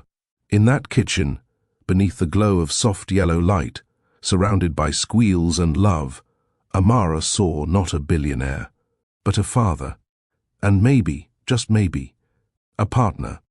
Thomas didn't rush the idea of a date, but when he finally asked, he did it the right way. "I don't want to restart what we had," he said. "I want to build something new. If you're ready." Amara thought about it, long and hard. Then one Friday evening, after Sylvia offered to keep the kids, she said yes. They didn't go anywhere flashy, just a quiet spot by the riverbank where the stars shone brighter than any chandelier. A blanket, some southern-style takeout, and time. They talked about everything. Amara spoke of the fear she carried for months, wondering how she'd raise 3 babies alone. The nights she doubted her own strength. The pain of being whispered about in grocery aisles and shamed in waiting rooms. Thomas didn't interrupt. He listened, face in his hands, heart cracked open. Then he shared his truth about his upbringing, cold and corporate. His father who valued profit over people. The pressure to lead the company. The legacy. The deep-rooted belief that love came second to duty. "I left because I didn't know how to love without breaking things," he said. "But now I know. Leaving was the thing that did the most damage." Amara nodded, emotions stirring. "I didn't need you to be perfect," she said. "I just needed you to stay." They sat in silence as the wind rustled the trees. The river flowed gently, steady, like time offering them another chance. And under the open sky, where everything felt both infinite and intimate, they found healing. It wasn't a kiss driven by passion or lust. It wasn't rushed or forced. It was quiet, intentional, a seal. After their riverside conversation, Thomas walked her to the door. They lingered under the porch light. The cicadas hummed, and laughter from Sylvia and the kids echoed faintly inside. Thomas looked at her, not with the hunger of a man who wanted to conquer, but with the reverence of one who knew he almost lost something sacred. Amara looked back, unsure, then steady. "I don't know what the future looks like yet," she whispered. "We'll figure it out," he replied. Then, slowly, he reached for her cheek. She didn't pull away. His lips brushed hers gently. No fireworks, no sudden music, but a wave of peace, like puzzle pieces clicking into place after years of searching. Amara exhaled into it. No shame, no overthinking, just 2 hearts recognizing each other again. When they parted, she smiled, soft, real. "Good night, Thomas." He smiled back. "Good night, Amara." And that was enough, because sometimes love doesn't scream. It whispers, patiently, waiting for 2 people from 2 worlds to finally become one. Thomas Blake didn't announce his return with flashy checks or newspaper headlines. He came back with the quiet conviction of a man who had something to set right, not just emotionally, but tangibly. Amara had worked 2 jobs. She'd borrowed small loans from friends. There were hospital bills from the triplets' birth, outstanding rent from when she'd missed, work due to early contractions, and even an old college fee she'd never been able to pay off. Thomas discovered it all, not through her words, but through his own quiet research. He contacted Sylvia, then her landlord, then the community clinic where she used to work. Without telling Amara, he started settling things behind the scenes. One day, her mailbox had a letter from the hospital, balance cleared. A week later, her landlord stopped by, not to collect, but to thank her for always being responsible, even when she struggled. She was confused. Sylvia knew, and when Amara asked, she gently said, "Girl, that man is covering your past like it's his own mess, because maybe it is." At first, Amara was furious. She didn't want charity. She didn't want him fixing her life with money. But when she confronted Thomas, he didn't justify or apologize. "I'm not buying anything, Amara. I'm repairing the foundation I cracked, quietly, without praise, without strings." He looked her in the eye with a humility she'd never seen before. "I owed you that. You shouldn't have carried all that weight alone." And just like that, her anger softened, not because of the money, but because of the motive. A few weeks later, Thomas stopped by her house on a cloudy Wednesday afternoon. He wasn't in his usual sleek car. He drove a used pickup with the back loaded. Amara stepped outside, skeptical. "What's all this?" He grinned sheepishly. "I remembered you said the crib broke and Cole's been sleeping on a mattress on the floor." She blinked. "So you brought 3 matching beds, adjustable, safe for toddlers, and..." He opened the truck's second compartment, a bookshelf shaped like a tree. Her breath caught. She hadn't told him about the triplets' growing discomfort or the lack of space. She hadn't even complained. But Thomas had noticed. And it wasn't just the nursery. That month, the electricity stayed on. Groceries were plentiful. Diapers arrived before she realized she was low. Thomas never mentioned it. One evening, Amara stepped into the nursery and saw him assembling the bookshelf with Liam sitting on his lap, holding a tiny screwdriver. "Almost done, buddy," he whispered. Amara leaned on the doorway and watched, her heart full and confused at the same time. Because love, to her, had always come with conditions. But Thomas was undoing that belief, piece by piece, with actions, not declarations. And her walls? They were beginning to show cracks. Amara had one dream she never voiced out loud, not in years anyway. She wanted to open a community bookstore, not just for selling books, but for reading to children, for hosting literacy nights, for giving teenagers a place to escape into words instead of trouble. Thomas found out by accident. He was flipping through a worn notebook the kids had scribbled on. Tucked inside was a folded sheet, Amara's old blueprint, a sketch of a storefront, shelves, a corner labeled Dream Corner. He asked about it that evening. Amara laughed. "Just something silly. A fantasy I scribbled before life got busy." He didn't say much then, just nodded. 3 days later, he asked her to meet him downtown. There, on a quiet corner beside the local cafe, stood a vacant shop with a "for rent" sign. Thomas handed her the keys. "I've paid the first year. It's yours." The name on the paperwork is Amara's Books and Brews. Her mouth dropped open. She stared at him. "You're giving me a building?" "I'm giving you back your dream," he said gently. "Because you gave me something even bigger." Tears welled in her eyes. Thomas reached for her hand, cautious. "You don't owe me anything. You don't have to love me back. I just wanted you to know. I see you, all of you, not just the mother of my children, but the woman who kept going when life tried to break her." And for the first time, Amara didn't fight the lump in her throat. Love didn't return like lightning. It came like sunrise, gradual, tender, illuminating one thing at a time. Amara didn't wake up one day and fall back into Thomas's arms, but she started letting him sit closer on the porch swing. She let his hand rest on hers longer than necessary. She stopped flinching when he looked at her like she was the only woman in the world. One night, after the triplets were asleep, they sat on the back porch sipping tea. "I don't know what I'm doing," Amara whispered. "I've spent so long being strong, being guarded." Thomas nodded. "You don't have to figure it out tonight or tomorrow." She looked at him, vulnerable. "I don't want to be afraid of love." He reached over, not with urgency, but with quiet assurance, and took her hand. "Then don't be..." They sat there in silence. The wind rustled the leaves. A cat meowed in the distance. The stars blinked above them like promises waiting to be fulfilled. She leaned her head on his shoulder. Not a declaration, but a beginning, because sometimes redemption isn't loud. It's soft steps on a creaky porch, warm fingers tangled with yours, and a heart finally saying, maybe, yes.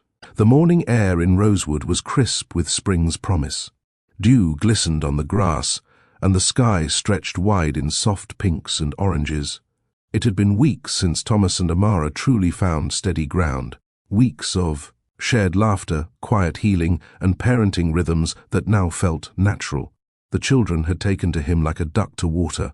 Amara watched from the porch as Thomas braided Nyla's hair, while Cole and Liam argued playfully over who got the last pancake. That afternoon, Thomas asked Amara if she'd take a walk with him. Just the two of them. She glanced at the kids. Sylvia offered an assuring nod, then laced her fingers into his without a word. They wandered through town, the familiar sidewalks of Rosewood, now feeling warmer, gentler. Their steps brought them to the old oak tree, the same tree where secrets had unraveled, where heartbreak and truth collided. Now, it stood as something else entirely. A symbol of resilience, forgiveness, and hope. Amara slowed. "You brought me here for a reason," she said softly. Thomas nodded. "Because this is where I lost everything," he whispered, voice thick. "And I want this to be the place where I ask for it all back." Before Amara could speak, Thomas dropped to one knee. The wind hushed. The rustling leaves quieted, and all she could hear was the thundering of her own heart. "Amara Cole," he began, reaching into his pocket. "I'm not perfect. I've made choices I'll regret for the rest of my life. But loving you, and the children you've given me, isn't one of them." Tears welled in Amara's eyes. "I don't want another day to pass without you knowing how serious I am. Not about redemption, not about appearances, but about us." He opened the small velvet box. A ring shimmered, simple, vintage, nothing flashy, yet utterly sincere. "Will you marry me?" he asked. "Not for the kids, not for the town, but for the life we still haven't lived yet." Amara's lip trembled. She covered her mouth, overwhelmed by a wave of emotion. "Yes," she whispered, then louder. "Yes, Thomas. Yes." As Thomas slipped the ring on her finger, Amara's tears finally spilled. Not from sadness, but from the weight of everything she'd carried alone, now shared. The ring wasn't flashy. It wasn't platinum or diamond encrusted, but it was everything she needed. It was real. "You chose this?" she asked, looking at the antique setting, the tiny pearl nestled in the middle. "It was my grandmother's," he said. "She raised me. She said when I found someone who brought me peace in the chaos, that would be the woman meant to wear it." Amara clutched his hand, her eyes never leaving his. "You bring me peace now," she whispered. They stood there for a moment longer, time folding in on itself. The past, with its scars, still lingered, but it no longer defined them. The future stretched before them, not perfect, not certain, but theirs. Later that evening, Thomas wrote his vows alone in his study. No grand poetry, just truth. "I vow to love you even when we disagree, to protect your heart, not because I have to, but because it's home. I vow to never run again, to choose you every single day." Meanwhile, Amara sat on the edge of her bed, the ring catching the moonlight. She traced its edges, letting it ground her. So much had changed, and yet, this felt right. Sylvia peeked in quietly, carrying a small bouquet of wildflowers she'd gathered herself. "For the bride-to-be," she said, tears in her eyes. "He's made mistakes. But he's trying, baby girl, and I can see he's trying for you." Amara stood and embraced the woman who had become her anchor. "I never thought I'd be loved like this," Amara admitted. "But I think I'm ready to believe it now." The next morning, the family gathered in the backyard for breakfast under the cherry tree. The kids sat cross-legged on the blanket, syrup smudges on their cheeks and curiosity shining in their eyes. Thomas cleared his throat. "So, I have something to tell you three." The triplets looked up. "I asked your mom to marry me," he said, holding Amara's hand. "Does that mean we're going to be a real family?" Nyla asked, eyes wide. Thomas smiled. "We've always been one. But now, we're just making it official." Liam grinned. "So I get to call you Dad now?" Thomas swallowed. Only if you want to. Cole, normally quiet, nodded solemnly. I do. Nyla was the first to clap. Then Liam joined. Then Cole. The trio launched themselves into Thomas's arms, nearly knocking him over. He laughed, and Amara watched as years of distance and doubt melted under that one beautiful moment. From the porch, Sylvia wiped a tear from her cheek. She walked toward them slowly, her face both proud and emotional. When she reached Thomas, she opened her arms wide. He stood, still carrying Nyla on his hip, and embraced her tightly. Thank you for not giving up on her, Sylvia whispered. Thomas held her close. She saved me, and now it's your job to never let her feel abandoned again, Sylvia replied, pulling back and staring him down. You hear me? Yes, ma'am.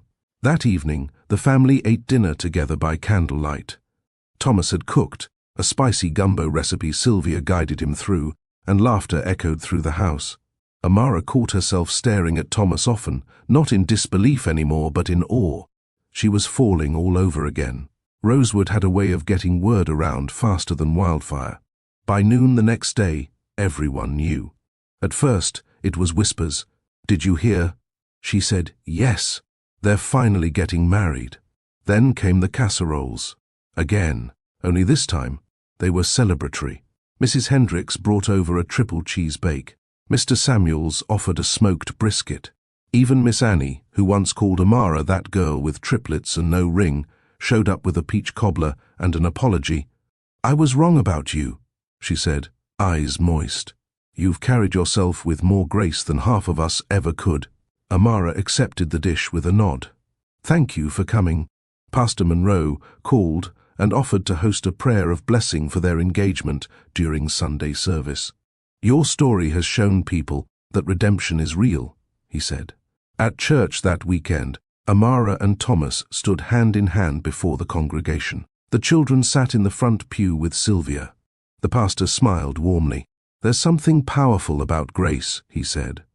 And this couple reminds us that second chances don't come with conditions. They come with courage. Applause broke out. A few amens echoed. And when service ended, the people of Rosewood, once skeptical, once judgmental, stood in line just to hug Amara. The final hug came from Mrs. Davis, a once harsh woman whose heart had clearly softened. Love makes a woman strong, she said, but forgiveness? That's what makes her unforgettable. That night, Thomas and Amara sat in the backyard under string lights, music playing low. The kids had gone to bed, Sylvia had retreated with her tea, and the stars winked above. Thomas pulled Amara close. You still nervous? He asked. She shook her head, resting her head on his chest. No, she said softly. I'm finally home. The day Amara cut the ribbon on her dream bookstore, the morning sun seemed to shine a little warmer over Rosewood. Nestled in the center of Main Street, in a small, tastefully renovated building, that once sat abandoned for years, Cole's Nook had finally come to life. The windows were trimmed with navy blue, and the sign above the door was hand, painted by a local artist, gold lettering that caught the light with elegance. Inside, soft jazz hummed through speakers. Rows of shelves filled with carefully curated books lined the walls, while a cozy children's corner sat by the fireplace, complete with a reading rug, beanbags, and a chalkboard easel. Amara stood by the door, heart pounding, as the first townspeople trickled in. Sylvia had shown up early with a homemade basket of lemon scones and fresh chamomile tea, placing them on the welcome table as if it were the altar of a sacred space. You did it, baby girl, she whispered, hugging her close. Thomas arrived moments later, holding Nyla's hand, while Cole and Liam ran ahead toward the kids' section. He was dressed simply in jeans and a button-down, but his eyes, those steady blue eyes, were all on Amara. You proud of yourself? He asked, slipping his arm around her waist. I think I am, she replied, voice soft. He nodded toward the crowd slowly growing outside. You should be. They didn't just come for the books. They came because they believe in you now. People once skeptical, once whispering, now stood in line for book signings, bookmarks, and warm scones. Mrs. Davis was first to buy a book. Mr. Samuels offered a signed copy of his old family recipes for the cafe section in back. Teenagers gathered near the poetry shelf. Teachers asked about weekend storytelling events. Amara stood in awe, not of the store, but of the way her story, once ridiculed, had become a beacon. For years, Thomas had drifted through cities and boardrooms, never once sitting still long, enough to feel the weight of community or the strength of silence in sacred places. But now, every Sunday morning, Thomas took his seat in the fourth pew of Rosewood Baptist Church, right beside Amara and the children. He had once been a stranger to this kind of stillness. Now it was the rhythm of his week. On one particular Sunday, Pastor Monroe gave a sermon about transformation. He didn't mention names, but every word felt like it was being sewn directly into Thomas's chest. A man doesn't change because he's told to. He changes because love shows him what's worth fighting for. Thomas sat quietly, one arm around Cole, who leaned into his side, drowsy. Nyla was doodling on the back of the church bulletin, while Liam fidgeted beside her. Amara, graceful in her soft lavender dress, slipped her hand into his and squeezed. After service, people no longer avoided his gaze. Instead, they stopped him to say hello. Mr. Hendricks invited him to a community barbecue. Miss Annie offered him a jar of her home-canned peaches. Teen boys asked if he'd speak at the career day at the local high school. "I'm not a preacher," he'd said, half laughing. "No," Pastor Monroe replied, "but your life is a testimony now." That evening, Thomas stood on the porch of their home, sipping coffee and watching the children play. Amara stepped beside him, wrapped in a cardigan. "Hard to believe this is our life now," he murmured. Amara smiled. "It's not hard to believe when you fought to build it." He turned, cupping her face gently. "I'd fight for it again." 1,000 times. Months passed, and something remarkable began to happen across Rosewood. It wasn't just about Amara and Thomas anymore. It was the ripple effect of their courage, their union, and the public redemption of a love once shamed. The town itself began to open its arms. More interracial couples were seen walking hand in hand, no longer met with stares. A new cafe opened down the street, run by a young black couple who said Amara's story gave them the courage to chase their dream. Banners on Main Street now included quotes about unity and grace. At the school, teachers introduced a family story day where kids could share their backgrounds without fear of teasing. Liam brought in a picture of Thomas holding him on his shoulders. Nyla wrote a poem called When Love Comes Back. Amara was invited to join the Chamber of Commerce. She declined the formal position, but she offered her bookstore every Thursday night for community reading events, poetry, book clubs, life talks. Even Miss Annie, once the loudest critic of anything different, became a volunteer at the Children's Corner. "I figured I needed to stop judging and start listening," she told Amara one day, adjusting the cushions on the reading rug. The mayor came by with a plaque, honoring Cole's Nook as one of the town's most impactful new businesses. When he asked Amara to say a few words, she kept it short. "Love changed my life, but it was kindness that changed this town." The applause said everything. In a town once built on gossip, something strange started happening. People began sharing good news more than whispers. They swapped prayers more than judgment. When Sylvia ran into old friends at the market, they didn't ask for the latest drama. They asked how Amara was doing, how the kids were growing. If Thomas had really left his company to settle here for good, he had. Thomas had stepped down as CEO and started consulting part-time from a home office. His priority was no longer the next acquisition. It was Cole's spelling test, Nyla's science project, and the way Amara's eyes lit up when she saw new books arrive at her store. The kids thrived, the town healed, and the very streets that once whispered shame now echoed with gratitude. One afternoon, Amara walked into the cafe and saw something that stopped her in her tracks. Mrs. Davis and Mr. Samuels were sitting at a table with Miss Annie and 2 teenagers. Amara hadn't seen before, both of whom wore pride buttons and colorful braids. They were laughing, talking about books, sharing lemon scones. Amara turned to Sylvia, who stood behind the counter. "What's going on?" Sylvia grinned. People learning to live together. That night, as the sun dipped below the hills, Thomas lit a fire in their backyard pit. The kids roasted marshmallows while Amara curled up under a blanket. He kissed her forehead gently. "You think the town will remember what we taught them?" he asked. She rested her head on his chest. "They'll remember love. And love always leaves a mark." The sun dipped low over Rosewood, casting a golden glow across the wraparound porch of the cozy cottage that Thomas and Amara now called home.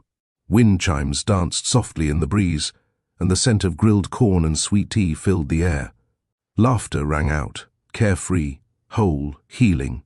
Nyla sat cross-legged, braiding a daisy chain into her curls, while Liam and Cole argued playfully over who could run faster down the hill behind the house.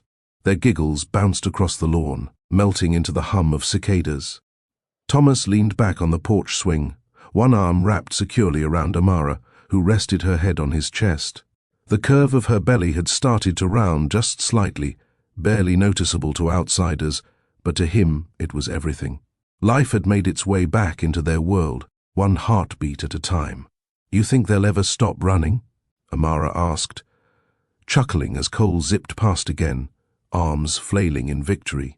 "I hope not," Thomas replied, his voice low. "That sound, it's the sound of what we built, of what we fought for." She turned to look at him. "You mean what we survived for?" He kissed her forehead, lingering a moment longer than usual. "Same thing." Inside the house, a soft crib stood ready beside their bed, a nursery taking shape not just in furniture, but in hope. They hadn't told many people yet, not even the kids, but Amara had a glow that couldn't be ignored, and every night before bed, Thomas placed his palm gently over her stomach and whispered, "Come into a world that's ready for you." This time, no fear, no shame, just peace. Later that evening, after the children had worn themselves out and the porch lights flickered on, Amara found herself, standing at the edge of the yard, looking out at the quiet world she once thought would never welcome her. Thomas joined her with 2 mugs of cocoa. "Penny for your thoughts?" She smiled faintly. "Do you remember the first time we talked on this porch? It was just me and your mother's rosebush." He let out a quiet laugh. "Yeah, you looked like you were trying to breathe life into something the world had forgotten." "I was," she whispered, "including myself." The air settled between them, filled with memory. They had walked through betrayal and abandonment. Amara had carried triplets alone, endured gossip, faced doors slammed in her face. But she hadn't broken, she had blossomed. And Thomas, he had stepped away from the penthouse to find his purpose at the base of that same rosebush. She thought of Sylvia's resilience, of Omar's loyal friendship, of Pastor Monroe's firm voice reminding them both that grace was earned by action. "I didn't think we'd make it," Amara admitted. "I didn't think I deserved to," Thomas replied honestly. They stood there, hand in hand, not saying another word for a while. Then Amara whispered, "But look at us now." And he said, "You are my now." Each of the triplets had grown into their own light. Nyla had a mind for stories, always scribbling in her journals, writing poems on napkins, and reenacting fairy tales for Omar in the living room. Liam, fearless and curious, had started helping Pastor Monroe with Sunday garden duties, asking endless questions about the world and faith and kindness. Cole, the quietest of the 3, had developed a love for building things, puzzles, blocks, birdhouses, and he insisted that every Saturday be Daddy and Me Day in the backyard shed. Thomas kept every one of their projects, each piece a trophy, not of perfection, but of presence. Amara's bookstore had blossomed into more than a business. It became a haven for young mothers needing resources, for teens needing safe space, and for elders who wanted someone to listen. She hired a few local high school students part-time, turning her small dream into a ripple of opportunity. At night, she and Thomas would dance slowly in the kitchen, music from the radio humming softly while pots soaked in the sink. No words, just the rhythm of hearts learning to beat together again. One evening, Cole walked in on them dancing. He paused, looked at them, then nodded, as if confirming something he'd always suspected. You guys love each other, huh? Thomas smiled, scooping him into his arms. We do, buddy, Cole whispered. Good. That means we're safe. Amara's eyes welled with tears. It was more than love now. It was healing. And it was visible in every corner of their home. The field behind Rosewood Baptist had never looked so alive. Bunting flapped from tree branches. Long picnic tables were lined with potluck dishes, and children chased bubbles across the grass. The Unity Picnic, as Sylvia called it, was her idea, and the whole town had shown up. Pastor Monroe opened with a prayer, one that included gratitude for growth in all its forms. Thomas stood near the grill with Mr. Samuels, flipping burgers and laughing over who made the better ribs. Miss Annie, now something of a grandmother figure to the triplets, passed out lemonade with Nyla by her side. Amara sat beneath the oak tree, the same tree where Thomas had once confessed the truth and reclaimed her heart. She was now surrounded by mothers she once feared. They talked, they laughed, they listened. As the sun began to dip, Liam led the other kids in a game of tag. Cole sat with Oma, building a small wood toy. Nyla stood on a picnic bench and read one of her poems aloud to clapping townsfolk. Then Thomas came up behind Amara, whispered something in her ear, and she laughed loud and free. They walked to the center of the field. Thomas raised his glass of sweet tea and called for quiet. I'm not a man of speeches, but I want to say this. Thank you for loving my family when we didn't think we'd be welcome. Thank you for proving us wrong. We're not just here, we're home. The cheers were loud, but Amara only heard the 3 words he said to her when they sat back down. We made it. Once upon a time, in a small southern town where people's whispers carried louder than truth, there lived a girl they laughed at. Not because she was wicked, not because she was wrong, but because she was unwed, young, and black, standing in front of a porch with a swollen belly and no hand to hold. Her name was Amara Cole. They called her names without knowing her story. They called her shameful without asking about the pain. They drew their judgments like weapons, not knowing that the fiercest battles she fought had nothing to do with their gossip, but everything to do with surviving heartbreak, raising 3 children alone and still choosing to be kind. And what did she do in return? She walked with dignity. She held her babies close and kissed their foreheads with dreams. She worked 2 jobs, kept her head down, and planted roses in front of a home they thought would crumble. But grace, real grace, never leaves good souls empty-handed forever. One day, the man who had once left returned, not as a boy running from fear, but as a man ready to build. And when love knocked again, she didn't open the door easily. She made it earn its place. This is not just a tale of romance. No. This is a story about faith, perseverance, and the power of holding your ground when the wind tries to move you. The same town that once shut its doors now opens them to her. The same voices that mocked her now speak her name with honor. This isn't fiction for Amara Cole. It's justice. And it's joy. Because the girl they mocked, she's now the queen of the town. If there's one thing Rosewood has learned, it's that strength doesn't always shout. Sometimes it's quiet, like the sound of a mother whispering courage into her children before school. Like the hum of prayer in the back of a store when bills are due and help hasn't come. Like the silence after heartbreak when all you do is breathe. Amara knew that strength well. She didn't break down when she found out she was carrying triplets and Thomas had vanished into his wealthy world. She didn't collapse when she returned home, stomach full and arms empty. She breathed. She built. And she loved her children enough to create a world where their laughter would drown out every cruel word spoken in her absence. But even strength has its moments of weakness. Forgiveness didn't come easily. Not for Thomas. Not for the women who judged her. Not even for herself. But Amara learned something in her journey. Forgiveness isn't about excusing pain. It's about releasing its power over your peace. She forgave not because they deserved it, but because she did. And Thomas? He became proof that even broken men can come back whole. That the boy who ran wasn't the man who returned. That love, true love, makes amends not just with gifts, but with actions. Today, when people pass by Amara's bookstore and see her smiling behind the counter, When they see Thomas, reading to Cole on the front steps or helping Nyla design a school mural, they don't see scandal. They see strength.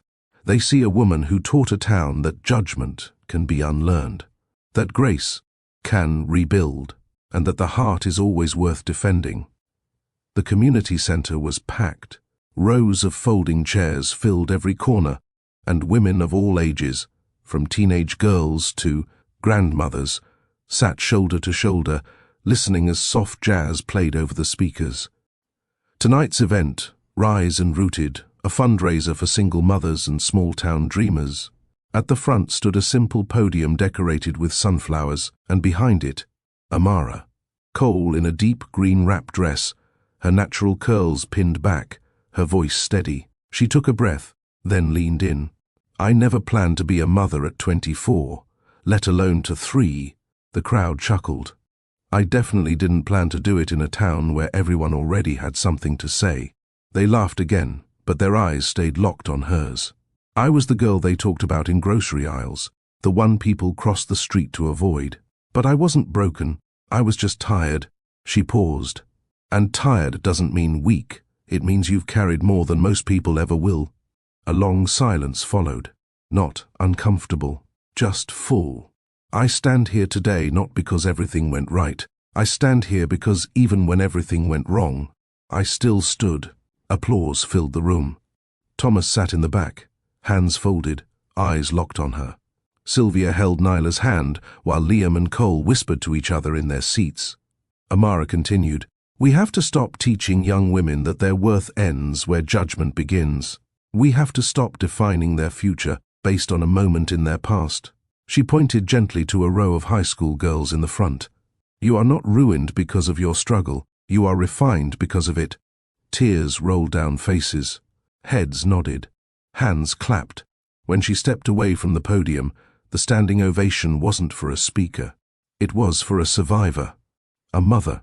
A woman who once sat alone and now stood adored. And as she embraced Thomas and her children joined her on stage, one thing was certain. Amara Cole wasn't just the girl they once mocked. She was the woman they now respected. And she had become the queen of a town that finally learned how to love right.